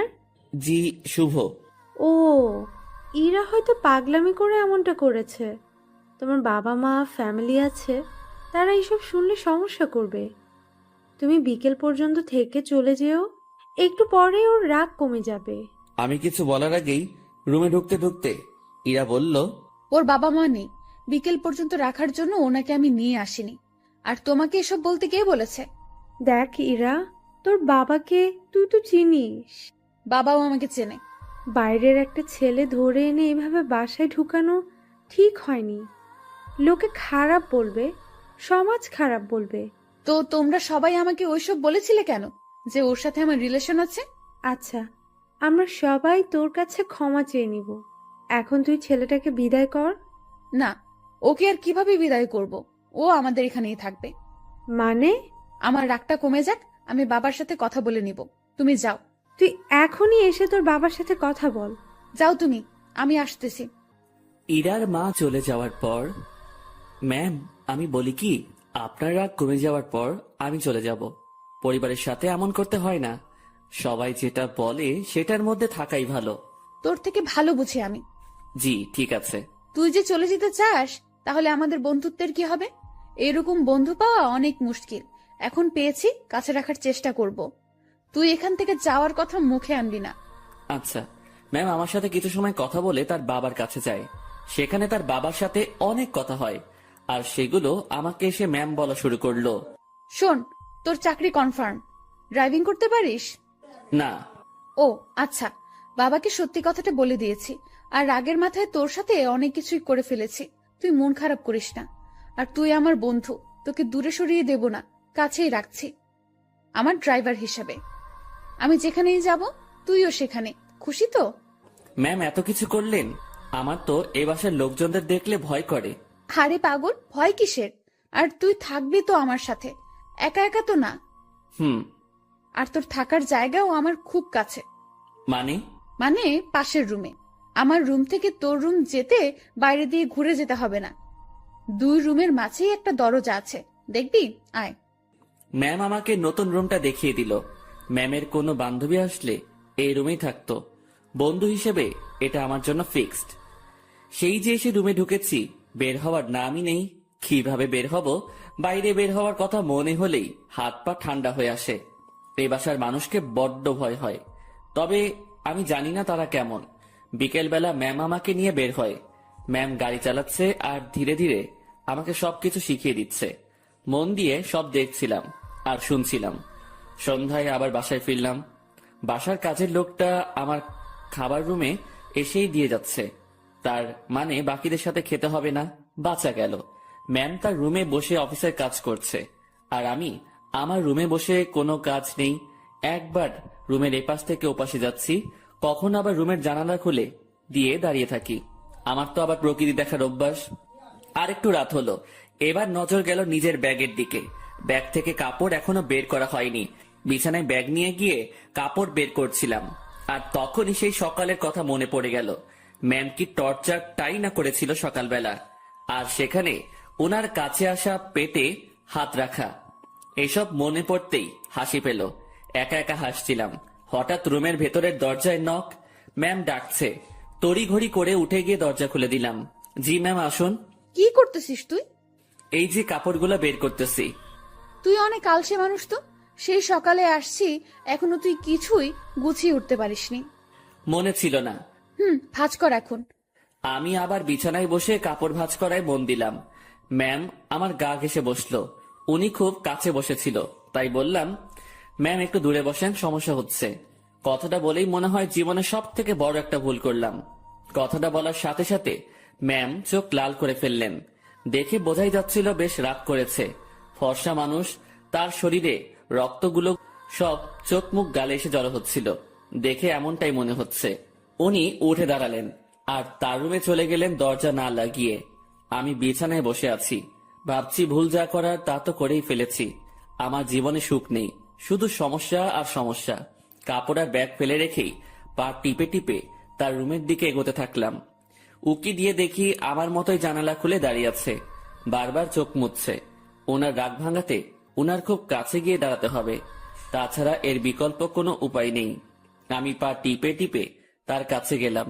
উনি কিছু বলছেন না, হয়তো টের পেয়েছেন আমি আসছি। উনি যে চালাক মানুষ, আমার রুমে প্রবেশ করা অবশ্যই টের পেয়েছেন। আমি তার পাশে গিয়ে দাঁড়াতেই, আপনি আপনার রুমে যান, নয়তো খারাপ কিছু হবে। দুঃখিত, আমার ভুল হয়েছে। আমি আপনাকে আপনার রুমে যেতে বলেছি। আমি আরেকটু কাছে গিয়ে দাঁড়ালাম, কিন্তু তার শরীরের সাথে স্পর্শ লাগেনি। রাগ উঠায়েন না আর। আচ্ছা, ইংরেজি ভাষায় বলতেছি, সরি। তোর সরির আমি, তুই যাবি এখান থেকে? একটু তো দূরেই যেতে বলেছি, তাতেই এত রাগ করতে হবে?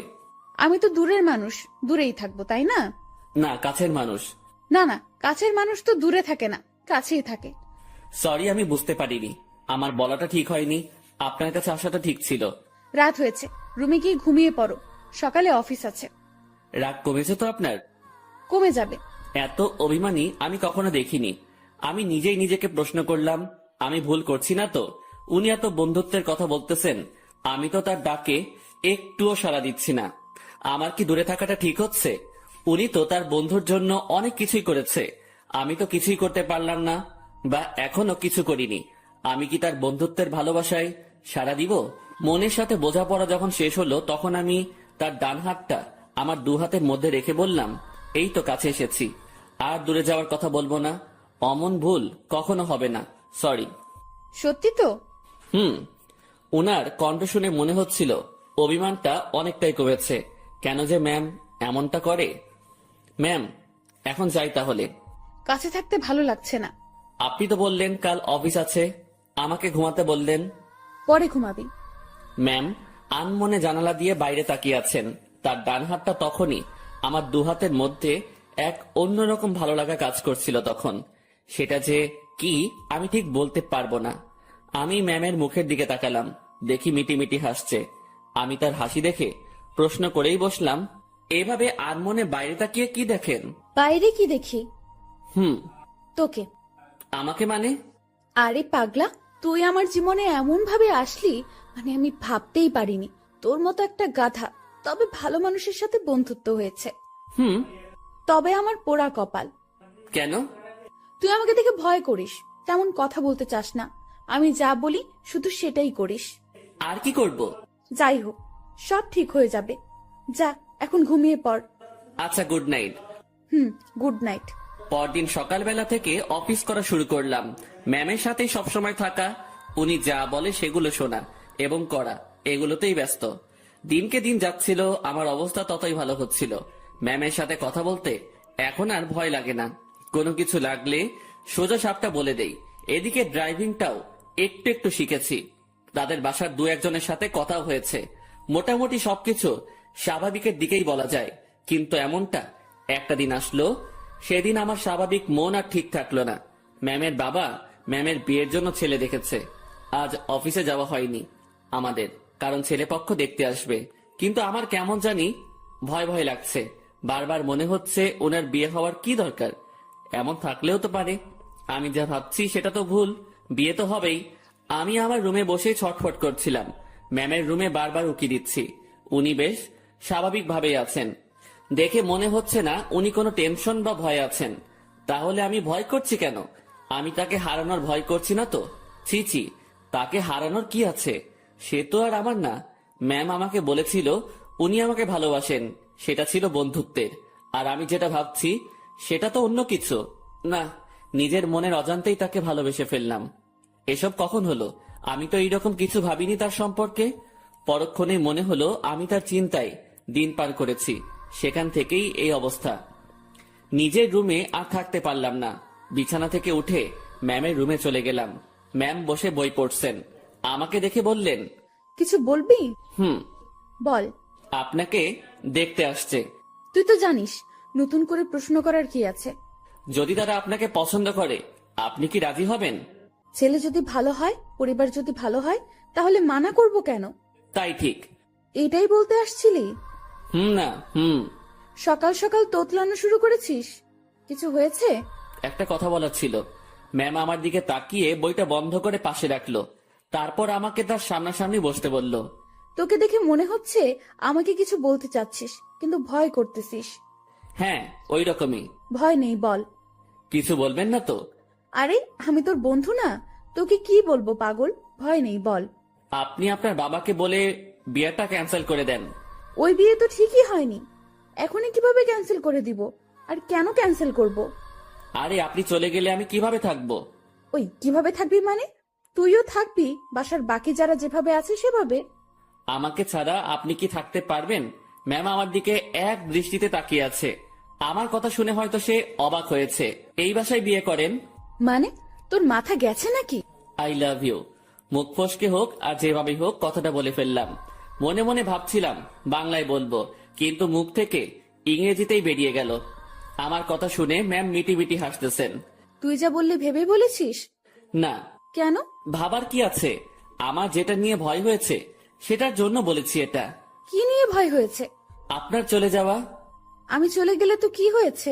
তুই একটা বিয়ে করবি, তার সাথে থাকবি, সে তোর কেয়ার করবে। আপনাকে লাগবে। বাচ্চাদের মতো আবদার করতেছিস কেন? জানি না। এক অন্যরকম শুভকে দেখছি, যে কখনো এভাবে আমার কাছ থেকে কিছু চায়নি। আচ্ছা কি লাগবে, কি জন্য লাগবে, সবকিছু বুঝিয়ে বল। আমি কিছু বোঝাতে পারবো না। আপনাকে লাগবে, আর আপনাকে ভালোবাসার জন্য লাগবে। আমার এমন কথা শুনে ম্যাম লজ্জায় তো শেষ, অন্যদিকে তাকিয়ে হাসতেছে। হাসি থামিয়ে বলল, তো এখন আমাকে কি করতে হবে? আপনি বোঝেন না? যতই বুঝি, কিন্তু আপনাকে বলতে হবে। কি করতে হবে বলেন। একবার তো বললামই যে ভালোবাসি, আর আমার কাছে থাকতে হবে। যদি বলি ভালোবাসি না? আমি চুপ করে রইলাম। এই এই কথার উত্তর দে। আমি কিভাবে আটকাবো? চলে যাবেন, আমিও চলে যাব। কোথায় যাবি? জানি না। ও, তো বলেন, ভালোবাসার বীজ কবে বপন করেছিলেন, আর সেটা থেকে চারা গাছ হলো কিভাবে? ইরা নামের একটা পাখি আমার জমিতে এসে তার মুখ থেকে ভালোবাসার বীজটা ফেলে দিয়ে চলে যায়, আর সেই বীজটাই। পুরোটা বলার আগেই ম্যাম হাসতে হাসতে শেষ। উনার হাসি দেখে আমার রাগ হচ্ছিল। আমি ওনাকে কিছু বোঝাতে যাচ্ছি, আর উনি হেসে উড়িয়ে দিচ্ছেন। উনি হাসি থামিয়ে বললেন, আজ সকালটা অন্যরকম ভাবে শুরু হলো। এমন হাসির কথা কখনো শুনিনি। উনার কথা শুনে বেশ লজ্জা পেলাম। হয়তো মনের কথাটা বলা ঠিক হয়নি। আমি তার সামনে থেকে উঠলাম আর নিজের রুমে যাওয়ার জন্য পা বাড়ালাম। ম্যাম ডেকে বললেন, কই যাস? ঘুম পাচ্ছে, ঘুমাবো। ঘুম নাকি রাগ? না, ঘুম। হুম, রাগ। না ম্যাম, ঘুমই পাচ্ছে। আমার জানা আছে, তুই এখানে এসে বস। কথা না শুনলে বকা দিবে। বাধ্য হয়ে আবার তার সামনাসামনি বসলাম। আমার আর তোর মাঝে সম্পর্কটা কিসের? বন্ধুত্বের।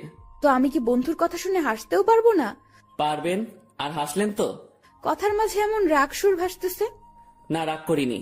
আচ্ছা ভেবে দেখ তো, তুই যে আমাকে ভালোবাসার কথা বললি, সেটা নিয়ে আমি কি কোনো উপহাস করেছি? তোর কথা শুনে হাসি পাচ্ছিল তাই একটু হাসলাম। আর আমাকে যেটা বললি সেটার উত্তর না নিয়ে কই যাস? হ্যাঁ, আমি ভুলে বলে ফেলেছি, সরি। লাথি খাবি কুত্তা। ভালোবাসি বল। আপনি হাসবেন তাই বলবো না। আমার ভালোবাসার দাম আছে। ওরে বাবা, একটু হাসছি তাই কত রাগ? তো শুনি, আপনার ভালোবাসার দাম কত? সেটা আপনার না জানলেও হবে। আপনি বই পড়েন। আমি গেলাম। আমি চলে যাচ্ছিলাম, উনি আমার হাত ধরে ফেললেন। কেমন কান্না কান্না কণ্ঠে বললেন, ওই পাগল, আমি তোমার ভালোবাসা নিয়ে উপহাস করিনি তো। আপনি যে হাসলেন। না পাগল। ইরা আমাকে জড়িয়ে ধরে কান্না শুরু করলো, আর অভিমানী কণ্ঠে বলল, প্রত্যেকটা গল্পে আমি তোমাকে প্রপোজ করি, তুমি কি করো? তুমি চুপ থাকো, তোমার জন্য ওয়েট করতে হয় আমার। এই গল্পেও তুমি অনেকটা লেট করেছো। আমার কি অপেক্ষা করে থাকতে কষ্ট হয় না? তুমি আমার জন্য কিছুই করো না, আর করতেও হবে না। শুধু ভালোবাসলেই চলবে। আর হ্যাঁ, রাগ দেখাও কেন আমাকে? রাগ শুধু তোমারই আছে, আমার নেই। আর কখনো যদি তোমার কথায় রাগের সুর পাই, তো তখনই ব্রেকআপ। উনি যা বললেন তাতে মুখের কথা কেড়ে নেওয়ার মতো। আচ্ছা, আমি বাবাকে তোর কথা একবার সিরিয়াসলি বলবো। না। কেন? উনি যদি মানা করে, আর আপনাকে যদি সরিয়ে বা আমাকে যদি। বন্ধুত্বের উপর বিশ্বাস রাখ। ইরা আমাকে ছেড়ে দিল, সেও বেশ চিন্তিত, সাথে আমিও। আমি ওই পরিস্থিতির সময় শুধু তার কথাই ভাবছিলাম, অন্য কোনো কিছুই মাথায় আসছিল না। দুপুরে ইরাকে দেখতে আসলো, দেখে চলে গেল। হয়তো তারা পছন্দ করেছে। পছন্দ না করে উপায় নেই। রুমে বসে হতাশ হওয়া ছাড়া আমার কোনো উপায় ছিল না। ইরা সেই যে বেরিয়ে গেছে, আর রুমে আসার নাম নেই। আমিও বাইরে যাওয়ার সাহস পাচ্ছি না। দুপুরে শুধু বাড়ির কাজের মেয়েটা খাবার দিয়ে চলে যায়। আমার এমন অবস্থা মনে হচ্ছে কোনো কারাগারে আছি। বাইরে বেরোনোর কোনো পথ নেই। সন্ধ্যায় ইরা রুমে আসলো। উনি আসতে না আসতেই আমিও তার রুমে গেলাম। আর গিয়ে যা শুনলাম সেটা আমি কখনোই ভাবিনি। উনি বলতে শুরু করলেন, বাবার ছোটবেলার বন্ধুর সাথে আমার বিয়ে ঠিক করেছেন। ওনারা আমাকে দেখে পছন্দ করেছে। আজ ওনাদের যে হাসি মুখ দেখলাম সেটা আমি ভাঙতে পারবো না। কথাটা শুনে বুকের ভেতরটা কেমন যেন আটকে গেল। মনে হলো বুকে পাথরের ভর করছে। শুনেছি বুক ভার হলে চোখে পানি চলে আসে। আমি কোনো রকম চোখের পানি সামলিয়ে বললাম, সমস্যা নেই, আপনি যেটা করেন। তুই আমার উপর রাগ করলি তাই না? আরে না, আপনার সিদ্ধান্তে আমি খুব খুশি। পরিবারের কথা চিন্তা করেই সব করতে হয়। তোমার কথায় কান্নার আওয়াজ পাচ্ছি। আরে না, কি যে বলেন, কান্না করব কেন? আমি রাজি হওয়াতে আমার বাবা যে খুশি হয়েছে সেটা আমি তার চোখ মুখ দেখেই বুঝেছি। আচ্ছা আপনি করেন, আপনি রেস্ট নেন, আমি আমার রুমে যাই। ইরা কিছু বলল না, চুপ করে বসে থাকলো। হয়তো আমার কথাও সে ভাবছে। আমি রুমে এসে আর কি করব? ছেলেদের তো আওয়াজ করে কান্না করতে নেই, লোকে খারাপ বলবে। রুমের মধ্যে কিছুক্ষণ থাকলাম, ভালো লাগলো না। বাসার ছাদের দিকে রওনা দিলাম। আমি কখনো যাইনি এই বাসার ছাদে, এই প্রথম যাচ্ছি। ছাদে পৌঁছে এক করে চুপটি করে দাঁড়িয়ে আছি। ভাবছি ম্যামের কাছ থেকে বিদায় নিয়ে চলে যাব, কারণ এ কষ্ট সহ্য করার মতো না, আমি সহ্য করতে পারছি না। হঠাৎ ছাদে কারো উপস্থিতি টের পেলাম। একটা লোক আমার দিকে এগিয়ে আসছে। কাছে আসতেই তার ফেস দেখে বুঝলাম এটা ইরার কাকা। এই শীতে এত রাতে ছাদে কি করিস? না মানে এমনি বাতাস খেতে আসছিলাম একটু। কি, এই শীতে বাতাস? রুমে বসে ভালো লাগছিল না, তাই আর কি। বেশ চালাক তুই। ভাবছি কি চালাকি করলাম। আমার কথা সোজা উত্তর দিবি। জি স্যার। ইরাকে ভালোবাসিস? কি বলবো বা কি বলা উচিত? সত্যিটা কি বলবো? আবার আমার কোনো বিপদ আসবে না তো? সত্যিটাই বলবো, যা হবার হবে। ভালোবাসি। এই জন্যই তোকে চালাক বলছি। তো কতদিন হলো তোদের রিলেশনের? কয়েক ঘন্টা। মানে? আজ সকালে উনাকে ভালোবাসার কথা বলেছি। তো সে কি বলছে? প্রথমে হ্যাঁ বলেছিল, তারপর? ছেলেপক্ষ দেখে যাওয়ার পর আমাকে মানা করে দেয়। কেন? উনি এই বিয়েতে রাজি হওয়ায় আপনারা বাসার সবাই খুশি হয়েছেন অনেক। আপনাদের হাসি মুখ দেখে এসে উনি আমাকে মানা করে। বাহ, তুই তো বেশ সাহস নিয়ে আমার সাথে কথা বলছিস। ভয় করছে না তোর? আপনি তো সত্যিটা বলতে বললেন। তো তুই এখন কি করবি? চলে যেতে হবে এখান থেকে। রাতেই? না, সকালে ওনার দেখা করে চলে যাব। বাহ, তো দেবদাস হয়ে কোথায় ঘুরে বেড়াবি? আমি চুপ হয়ে গেলাম। উনি মজা নিচ্ছেন বোঝাই যাচ্ছিল। চুপ হয়ে গেলি কেন বল? জি স্যার, কিছু না, আমি আসলে ভুল করেছি, মাফ করে দিন। আমি কাল সকালেই চলে যাব। যা রুমে যা। জি। এই শোন। বলেন। স্মোক করিস? জি না। বাসা কোথায় তোর? রাজশাহী। সমস্যা? জি স্যার, বুঝলাম না। কিছু না, সকাল সকাল চলে যাস। নেক্সট টাইম আমার সামনে পড়লে সমস্যা হবে তোর। আমার সামনে যেন না দেখি। জি স্যার, আর দেখবেন না আমাকে। রুমে আসলাম, তার সাথে কথা বলতে ভয় তো করছিলই না, মনে হচ্ছিল আরো কিছু সময় কথা বলি। তারপর ভাবলাম আমার সাথে তার যে কথাটা হয়েছে এটা ম্যামকে জানানো দরকার। চলে গেলাম তার কাছে, যেসব কথা হয়েছে সব বলে আবার নিজের রুমে আসলাম। কিছু সময় পর মনে হলো আসল কথাটা মানে আমি যে কাল চলে যাব এটা বলাই হয়নি। আবার ঢুকলাম তার রুমে, আর ঢুকতেই চোখ কোনো কিছুতে আটকে গেল।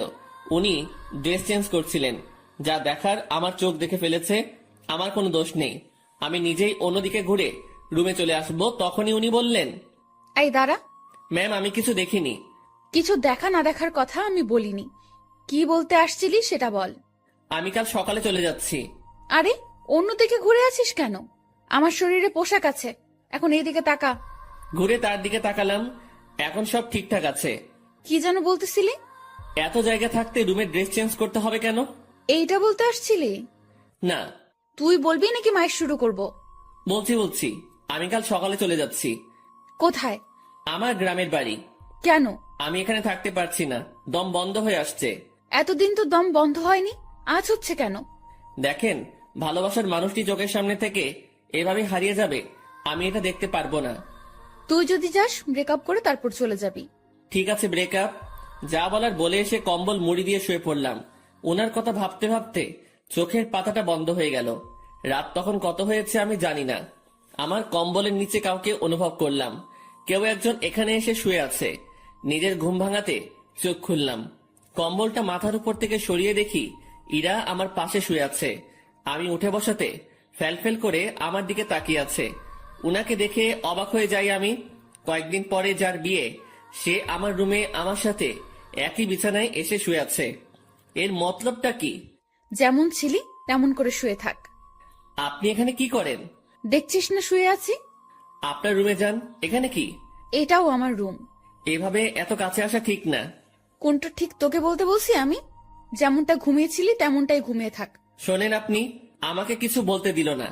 উনি উঠে আমার মুখ চেপে ধরলো, তারপর শুয়ে দিয়ে উনি আমার পেটের উপর বসে কম্বলটা আমার মাথার পেছনে গুজে দিল।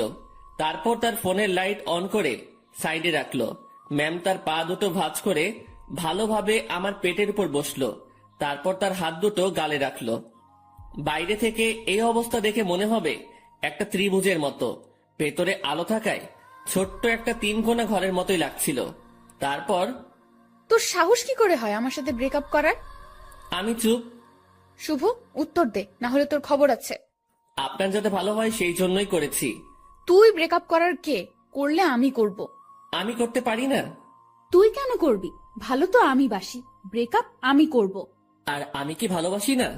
আমার থেকে কম, সো তোর ব্রেকআপের কোনো দাম নাই। আচ্ছা, আপনি পেটের উপর থেকে নামেন, ব্যথা করতেছে। করলে করুক, আমি কি করব? আপনি যা করছেন সেটা ঠিক না। কি করতেছি আমি? এই যে এইভাবে বসে আছেন, আবার তোকে জ্ঞান দিতে বলেছি আমি। জি না। এরপর ইরা তার হাত দিয়ে আমার ঠোঁট স্পর্শ করা শুরু করলো, নাকে চোখে হাত বুলিয়ে দিল। আমি যে বসে আছি তাতে কি তোর বেশি কষ্ট হচ্ছে? না, কিন্তু এইরকম ভাবে হাত দিচ্ছেন এটা ভালো লাগছে না। I love you. নতুন বরকে বইলেন, কথাটা বলার সাথে সাথে গালে চর বসিয়ে দিল। আই লাভ ইউ টু বল, নয়তো আরো মারবো। টুট টুট টুট। কিসের টু টু? পুরোটা বল। ভালোবাসি আমিও। ওয়াও, খুব বলেছেন। চলো এখন রোম্যান্স করি। ম্যাম ওয়েট, কিসের রোম্যান্স? আমি তো আপনার বর না, এগুলো ঠিক হবে না। আপনি আপনার রুমে যান। আহারে, আমি তো রোম্যান্স করবই, সে বিয়ে হোক আর না হোক। ম্যাম কি? ছেড়ে দেন না। ওলে, খুব ভয় লাগছে তোমার? ইরা বসা থেকে এবার আমার পুরো শরীরের উপর শুয়ে পড়ল। ভয়ে বুকের মধ্যে দুরুম দারুম শব্দ হচ্ছে। ইরা এবার আমার বুকের উপর হাত রেখে তাতে তার থুতনি রাখলো আর বোকা বোকা গলায় বলল, ভয় নেই, এই যে তোমার কাঁধ থেকে মাথা পর্যন্ত আজ আমি এইটুকুতে আমি যা ইচ্ছা করব। ওনাকে আর থামাতে পারলাম না। ভেতরে ফোনের লাইট নিভিয়ে দিয়ে আমার ঘাড়ে আর গলায় তার ঠোঁটের স্পর্শ দেওয়া শুরু করলো। তার খোলা চুলগুলো আমার দিকে হেলেছিল, আর উনি তো তার কাজ করেই যাচ্ছেন। কিছু সময় পর, আমি তোমার বুকে এখন ঘুমাবো, সকালে আমাকে ডেকে দিও। আমি কিছু করতে পারি না। তুমি আবার করবা? তুমি মানে, সরি, আপনি যেগুলো করলেন। ওই না, তুমি কেন করবা? তুমি কিচ্ছু করতে পারবে না। হুম। রাগ। আরে না, কি বলেন, রাগ করবো কেন? সরি। ইরা ফোনের লাইট আবার অন করলো। উনি ওনার গলা থেকে ওড়নাটা সরিয়ে দিতে নিচ্ছিল, আমি থামিয়ে দিলাম। কি করছেন? তুমি না বললে কি যেন করবা? আপনার ওই গলাটুকুই লাগবে। হ্যাঁ, এই আমাকে কিছু করতে দিল না, আর এখন উনি বায়না ধরে বসে আছেন। লোভ তো আপনি ধরিয়েছেন। এই, আমার দোষ দিবা না একদম। লোভ সামলাতে পারো না তুমি? হুম। এই যে গলাটুকুই শুধু, এর নিচে আসলে মায়ের ওকে। আচ্ছা। কি মানুষ রে বাবা, নাও করে না। আমি উঠে বসে ওনার গলায় আমার ঠোঁটের স্পর্শ দিতে লাগলাম। ইরার মতো আমি বেশি সময় নিলাম না। একটু পরে বললাম, রুমে গিয়ে ঘুমিয়ে পড়ো। এটা আমার রুম। এখানেই থাকবে? হ্যাঁ। দুজন একে অপরের দিকে তাকিয়ে আছি। তাকিয়ে থাকতে থাকতে দুজনই কান্না করে দেই। ইরা আমাকে বলল, এই তুমি কান্না করতেছো কেন? এভাবে কখনো তো পাবো না। ধুর, পাগলকে বলে পাবে না। তুমি তো চলেই যাবে। আমি থাকার চেষ্টা করব। আর তুমি কান্না করতেছো কেন? বলা যাবে না। বলো না। পাগলটাকে অনেক ভালোবেসে ফেলেছি। ইরার আমার কপালের সাথে তার কপাল ঠেকালো। ওর চোখের পানি আমার মুখের উপর পড়ছে। অনেক কান্না হয়েছে, থামো। এখানে থাকবো, না করো না প্লিজ। আচ্ছা থাকো। তোমার বুকের উপর ঘুমাবো। হুম। রাগ করবে না তো? না। ইরা আমার গালের সাথে গাল লাগিয়ে শুয়ে পড়লো। দুজন ভোরে উঠবো, উঠে হাঁটতে বের হব। হ্যাঁ, তোমার কাকা আমাকে চলে যেতে বলেছে সকালে। ওনার সাথেই বের হব। কি? তোমাকে কিছু ভাবতে হবে না। উনি আমাকে দেখলে গুলি করবে। আমি যদি বলি জামাই বলে ডাকবে। মানে? তুমি যে বললা ওনার সাথে কথা বলছো, হুম। উনি আবার আমাকে কল করেছিল আমি সব সত্যিই বলেছি। তারপর উনি কি বলল জানো? কি বলল? আমাদের বিয়ের দায়িত্ব উনি নিয়েছেন, সব উনি সামলাবেন। উনি তোমাকে অনেক পছন্দ করেছেন। কি জন্য? সেটা আমি কিভাবে বলবো? সত্যি কথা বলেছো, তাই মনে হয় ভালো লেগেছে তার। ও, আর কোনো কথা না, এবার শুধু ঘুম হবে, ঘুম ঘুম আর ঘুম হবে। চোখ বন্ধ করো পাগল। দুজনেই ঘুমিয়ে গেলাম। পরদিন ভোরে ইরা আমাকে ডেকে তুললো। তারপর হাঁটতে বের হলাম। পথে সত্যি সত্যি ইরার কাকার সাথে দেখা হলো। উনি আমাদেরকে দেখে মুচকি হাসলেন, কিন্তু কিছু বললেন না। এই চলো জগিং করি। ভুঁড়ি হতে দেওয়া যাবে না, ভুঁড়িওয়ালা বর আমার পছন্দ না। ওনার কথা শুনে মুচকি হাসা ছাড়া উপায় নেই। সকালে সব কাজ শেষে অফিসে আসলাম দুজন। অফিসের কেউ এ ব্যাপারে কিছু জানে না, তাই কোনো সমালোচনাও হয়নি। এসব বিষয় জানলে কেউ না কেউ আমাকে জিজ্ঞাসা করতই। দুপুরের পর এক শার্ট প্যান্ট কোট পরা ভদ্রলোক ইরা রুমে ঢুকলো। লোকটিকে দেখে কেমন যেন সন্দেহ হচ্ছিল আমার। কিছু সময় পর ইরা আমাকে ডাকলো। যাক, সন্দেহ এবার দূর হবে। রুমে ঢুকে দেখি ম্যাম বেশ রাগান্বিত। জি ম্যাম, বলেন। এই যে, এটাই আমার পাগল, দেখে নিন। আমি মনে মনে ভাবছি, হ্যাঁ, ম্যামের লাজ লজ্জা কিচ্ছু নেই, এইভাবে কেউ পরিচয় করিয়ে দেয়? তো কিছু বলবেন আর?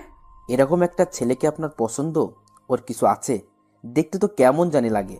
ওই আমার পাগলের মধ্যে কি আছে না আছে আমি জানি, আপনাকে বুঝতে হবে না। আপনি আসতে পারেন। ভেবে দেখেন, এর সাথে থাকলে আপনার জীবন নষ্ট হতে পারে। এই শালা, ভাষা খারাপ করবি না। জীবন নষ্ট হবে মানে? ম্যাম তো তাকে মারার জন্য উঠেছে। এতক্ষণে বুঝলাম এই লোকটাই ম্যামকে দেখতে আসছিল। ম্যাম যেভাবে মারার জন্য দাঁড়িয়েছে, লোকটি ভয়ে চেয়ার উল্টে পড়ে যায়। ম্যামকে থামিয়ে আমি উনাকে টেনে তুললাম। দেখছিস আমার পাগলের মধ্যে কি আছে? সে চলে গেল। ম্যাম, এইভাবে কেউ ভয় দেখায়? আরে ভাই বলিস না, মাথাটাই খারাপ করে দিছে। আমি কত বুঝালাম, বুঝলোই না। আমি বাইরে চলে আসছি। ম্যাম তখন পেছন থেকে ডাকলো। ওই আমার পাগল। জি ম্যাম, বলেন। উনি মুচকি হেসে বললেন, কিছু ফাইল কপি করতে হবে, একটু সাহায্য করবেন? আমি করে দিচ্ছি। আরে আমার রুমের মেশিনে কালি নেই, তুমি ম্যানেজারের রুম থেকে বের করে নিয়ে আসো। আচ্ছা। ইরা ফাইলগুলো আমার হাতে দিল। উনিও ফাইলটা ধরে আছেন, আমিও এক পাশে ধরে আছি। উনি ছাড়ছেন না। রাগ করলে নাকি আবার? ছি, না ম্যাম, রাগ করবো কেন? এই যে কাজ করাচ্ছি। এটা তো আমারই কাজ। তোমাকে দিয়ে কাজ করাতে ইচ্ছে করে না গো। আমার কাজ করতে ইচ্ছে করে। স্যার যান, এখন এগুলো কপি করে নিয়ে আসেন। আর হ্যাঁ, আজ বাসায় ফিরতে রাত হবে, সন্ধ্যায় বাইরে গিয়ে খেয়ে এসে আবার কাজ শুরু করব, ঠিক আছে? আচ্ছা ঠিক আছে, সন্ধ্যায় দুজন বাইরে গিয়ে খেয়ে আসি, তারপর আবার কাজ শুরু। বিকেল থেকেই আমি ম্যামের রুমে বসে ওনার কাজ দেখছি মনোযোগ দিয়ে। মাঝে মাঝে কথা হচ্ছে। কাজ শেষের দিকে ম্যাম তখন বলল, আজ কি করব জানো? কি করবেন? এই যে তুমি করে বলো। কি করবা?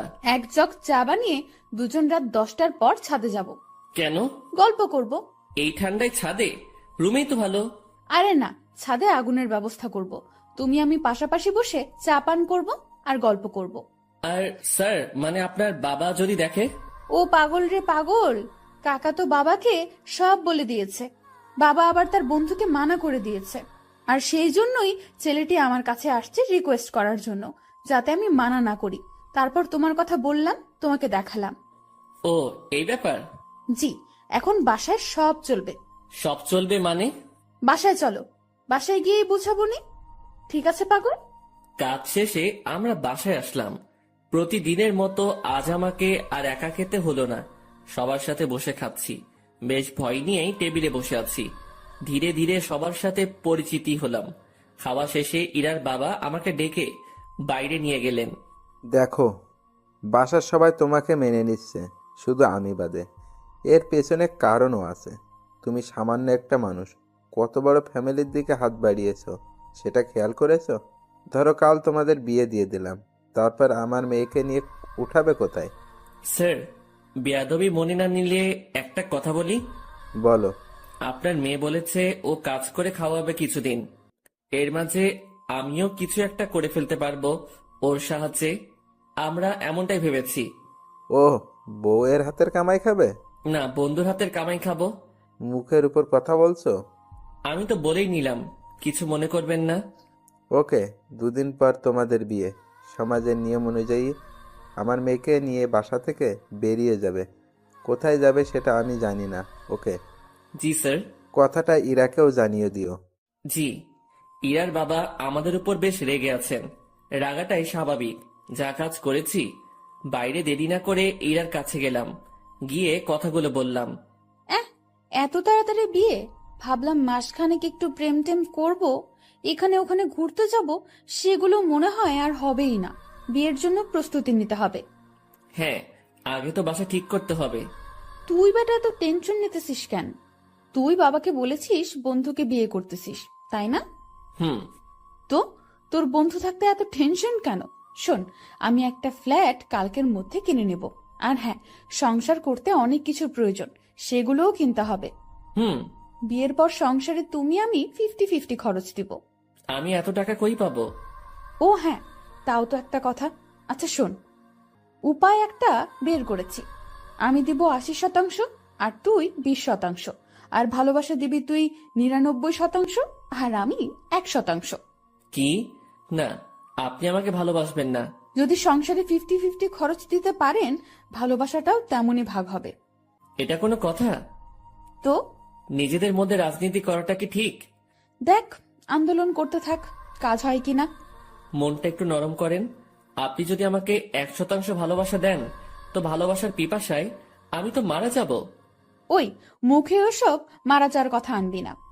জি ম্যাম। যা রুমে গিয়ে ফ্রেশ হয়ে নে। আচ্ছা। ফ্রেশ হয়ে দরজা লাগিয়ে দিলাম, কারণ দরজা খোলা থাকলে আজ আর ঘুমাতে দিবে না। ঘুম প্রায় চলেই আসছে, সেই সময় ডাকাডাকি শুরু করলো। মুখে বিরক্তি নিয়ে দরজা খুললাম। ওই এখনই ঘুমাচ্ছিস কেন? চা রেডি, চল ছাদে যাব। ওকে চলেন। ঘুমের 12টা বেজে গেল। দুজনে গিয়ে ছাদের মাঝখানে কিছু কাঠখড়ি দিয়ে আগুন জ্বালিয়ে নিলাম। ওনার সব কথা শুনতে হচ্ছে। এদিকে আমার নাজেহাল অবস্থা। নিচে থেকে উপরে এতগুলো কাঠখড়ি আনা, তাও আবার চোখে ঘুম নিয়ে প্রচন্ড রকমের বিরক্ত লাগছিল। আমি আর ইরা আগুনের খুব কাছাকাছি বসলাম। সে আমার শরীর ঘেঁষে বসলো। সে জগ থেকে একটা কাপে চা ঢাললো, তারপর কাপটা আমার হাতে দিয়ে বলল, আগে তুমি খাও, এই পুরোটা না, কিন্তু জাস্ট এক চুমুক, তারপর আমি, তারপর আবার তুমি খাবে। ইরা কথাটা বলে আমার হাতের মধ্যে দিয়ে হাত দিয়ে জড়িয়ে নিল। আমি এক চুমুক খেলাম, আর তারপর উনার মুখে ধরলাম।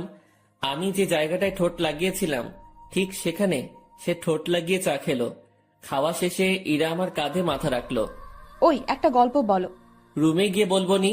জি না শুভ সাহেব, এখানে বলেন। কি বলবো মাথায় আসছে না। আনরোম্যান্টিক একটা বর। তোমার কিছু বলতে হবে না, আমিই বলছি শোনো। গান বলবো, ভালোভাবে শুনবা। বলো। আমার কাছে তুমি মানে 7 রাজার ধন, আমার কাছে তুমি মানে অন্যরকম, আমার কাছে তুমি মানে আমার পোষা পাখি, দিনে রাইতে বুঝিয়া তোমায় আমি দেখি, তোমার কাছে হয়তো বন্ধু আমি কিছু না, তাই তো তোমার স্বপ্নে বন্ধু আমি আসি না। এই ওয়েট ওয়েট, আমি ইরাকে গানের মাঝে থামিয়ে দিলাম। কি হয়েছে, থামালে কেন? তুমি আমার স্বপ্নে আসো তো? আরে গাধা, এটা গানের লাইনে আছে, তাই বলছি। আমি তো জানি তুমি আমাকে কেমন ভালোবাসো। তুমি গানটা পারো? হুম। ও দারুণ, তাহলে চলো একসাথে গাই। তারপর থেকে শুরু করলাম। আমি মানে তুমি, আর তুমি মানে আমি। আমার কাছে আমার চেয়ে বন্ধু তুমি দামি। গলা ফাটিয়ে দুজন গান করলাম। আমাদের আওয়াজ শুনে ছাদে ছোট বড় সবাই এসে হাজির। আমরা সবাই গোল হয়ে বসলাম। আগুনটাও বড় করা হলো। তারপর সবাই মিলে আবার গান ধরলাম। রাতটা যে এমন হবে কখনো কল্পনাও করিনি। বাসার সবাই এসেছে, শুধু ইরার বাবা বাদে। আড্ডা শেষে রুমে আসলাম। ইরা তার রুমে গিয়ে ঘুমিয়েছে, আমি আমার রুমে শুয়ে পড়লাম। পরদিন সকালবেলা অফিসে গেলাম দুজন। আগের দিনের মতো ডিউটি করে রাতে বাসায় ফিরলাম। এখন আমি একা রুমে থাকি না, বাসার সবার সাথে আড্ডা দিই, কথা বলি। দিন দিন আনন্দগুলো বাড়ছিল। কথায় আছে, আনন্দ সুখ বেশি সময়ের জন্য নয়। সত্যি তাই। ইরার বাবা এসে আমাকে জানিয়ে দিয়ে গেলেন কাল আমাদের বিয়ে, আর কালকে আমাদের বাসা ছাড়তে হবে। আমি আর ইরা বসে বসে ভাবছি কি করা যায়। দোস্ত শোন, এভাবে লাভ নেই, ব্যাগ গুছিয়ে ফেল। তাহলে আমরা কাল চলে যাচ্ছি? হ, যাচ্ছি। অন্য কারোর সাথে বিয়ে হলে তো যেতেই হতো, তাই না? হুম। তো ব্যাপারটাকে স্বাভাবিক নেওয়ার দরকার না? হ্যাঁ, ঠিক বলেছেন। এখানে আমার সম্পত্তির দাবি নিয়ে থাকতে পারতাম, বাট ঠিক হবে না। ওসব ব্যাপার নিয়ে কথা না বলাই ভালো। ওনাদের ভালোবাসা নিয়েই আমরা বাসা থেকে চলে যাব, ওটাই আমাদের সম্পত্তি। হুম, তো যা, তোর ব্যাগ গুছিয়ে নে। রাতে ব্যাগপত্র গুছিয়ে নিলাম। সকালবেলা আমাদের বিয়ে হলো। আমার পক্ষ থেকে ইরার কাকা মুরব্বি হলেন। বিয়ের সব কাজ শেষে খাওয়া দাওয়া শেষ, এবার আমাদের যাওয়ার পালা। আমরা রাতে প্ল্যান করেছি বিয়ে করি আর যাই করি অফিস মিস দেওয়া যাবে না। এখান থেকে অফিসে যাব, তারপর কারো মাধ্যমে আমরা একটা বাসা ভাড়া নিব। রাতে আমাদের বাসা হবে। ইরা সবার কাছ থেকে হাসি মুখে বিদায় নিচ্ছে। ওকে দেখে মনে হচ্ছে না একটু আগে ওর বিয়ে হয়েছে, আর পরিবার ছেড়ে আমার সাথে চলে যাচ্ছে। আমরা বাড়ির মেইন দরজা পার হতে না হতেই ইরার বাবা আমাদের আটকিয়ে দিল। কোথায় যাচ্ছ তুমি? কোথায় আবার বিয়ে হয়েছে? এখন কি আর একটা বাড়ি আছে আমার? আমার ঠিকানা তো এখন শ্বশুর বাড়ি, সেখানেই যাচ্ছি। এই বাড়িটাই তো তোমার। যতই আমার হোক, আমি তো এখানে থাকবো না। তুমি আমার উপর রেগে আছো? না, রাখবো কেন? তো চলে যাচ্ছ কেন আমাদের ছাড়া? তুমি তো যেতে বলেছ। কোথাও যেতে হবে না, আমি শুধু তোমাদের ভালোবাসাটা পরীক্ষা করে দেখলাম। কথাটা বলা মাত্রই ইরা তার বাবাকে জড়িয়ে ধরে কান্না করলো। পরে আমরা দুজন জানতে পারলাম এটা তাদের একটা প্ল্যান ছিল। কান্নাকাটি শেষে আমরা আমাদের রুমে ফিরে আসলাম। তখনই অফিসে যেতে চাইছিলাম, সবাই ধরে আমাদেরকে উপরে পাঠিয়ে দিয়েছে। যাক, এখন থেকে আমি দুষ্টামি করতে পারবো। এবার ওনাকে একটু দেখিয়ে দেই আমি কি পারি। ইরা শাড়ি পরেছিল, আমি তার কাছে গিয়ে জড়িয়ে ধরে এক হাত তার পেটে রাখলাম। ওই, কি করিস তুই? কি করি মানে, বুঝছো না? তুই ছাড়। না, ছাড়বো না। আরে ভাই, এগুলো এখনই না, দেরি আছে। আমার কিছু কথা আছে। কোনগুলো? এখনই না। তুই যা করছিস। আমি তো কিছুই করছি না, বা করতে চাইছি না। তাহলে এখানে হাত দিয়েছিস কেন? এমনি। এমনি, তাই না? হুম। ইরাকে ছেড়ে দিলাম, ও বলতে শুরু করলো। স্যার, আমাদের বিয়ে হলো, এই শুক্রিয়া আদায়ের জন্য দুইজন নফল নামাজ পড়ব। আচ্ছা। মন খারাপ হয়েছে? কই না। দেখতে পাচ্ছি। মনে মনে আমার সাথে ব্রেকআপ করলা নাকি? না, কি বলো? বুঝি বুঝি, আমি সবই বুঝি। ইরা আবার আমার কাছে আসলো। চোখ বন্ধ করো। আমি চোখ বন্ধ করলাম। যেখানে হাতটা দিয়েছিলে সেখানে হাতটা রাখো, তবে এদিক সেদিক নিয়ে যেও না যেন, কারণ বাকি জায়গায় তোমার স্পর্শগুলো আমি ভিন্নভাবে নিতে চাই। হুম, বুঝেছি। ঠোঁটে চুমু দেই। হুম, দাও। হুম, দিব না। কেন? পচা তুমি, তাই। আমি কি করলাম? আমাকে আমার বাবা মার কাছ থেকে চুরি করেছো। আচ্ছা, তাহলে তাদের জিনিস ফেরত দিয়ে আমি চলে যাই? এই না, কেন? কারণ আমি চোরের প্রেমে আহত। দুজন মুচকি হেসে একে অপরকে জড়িয়ে ধরলাম।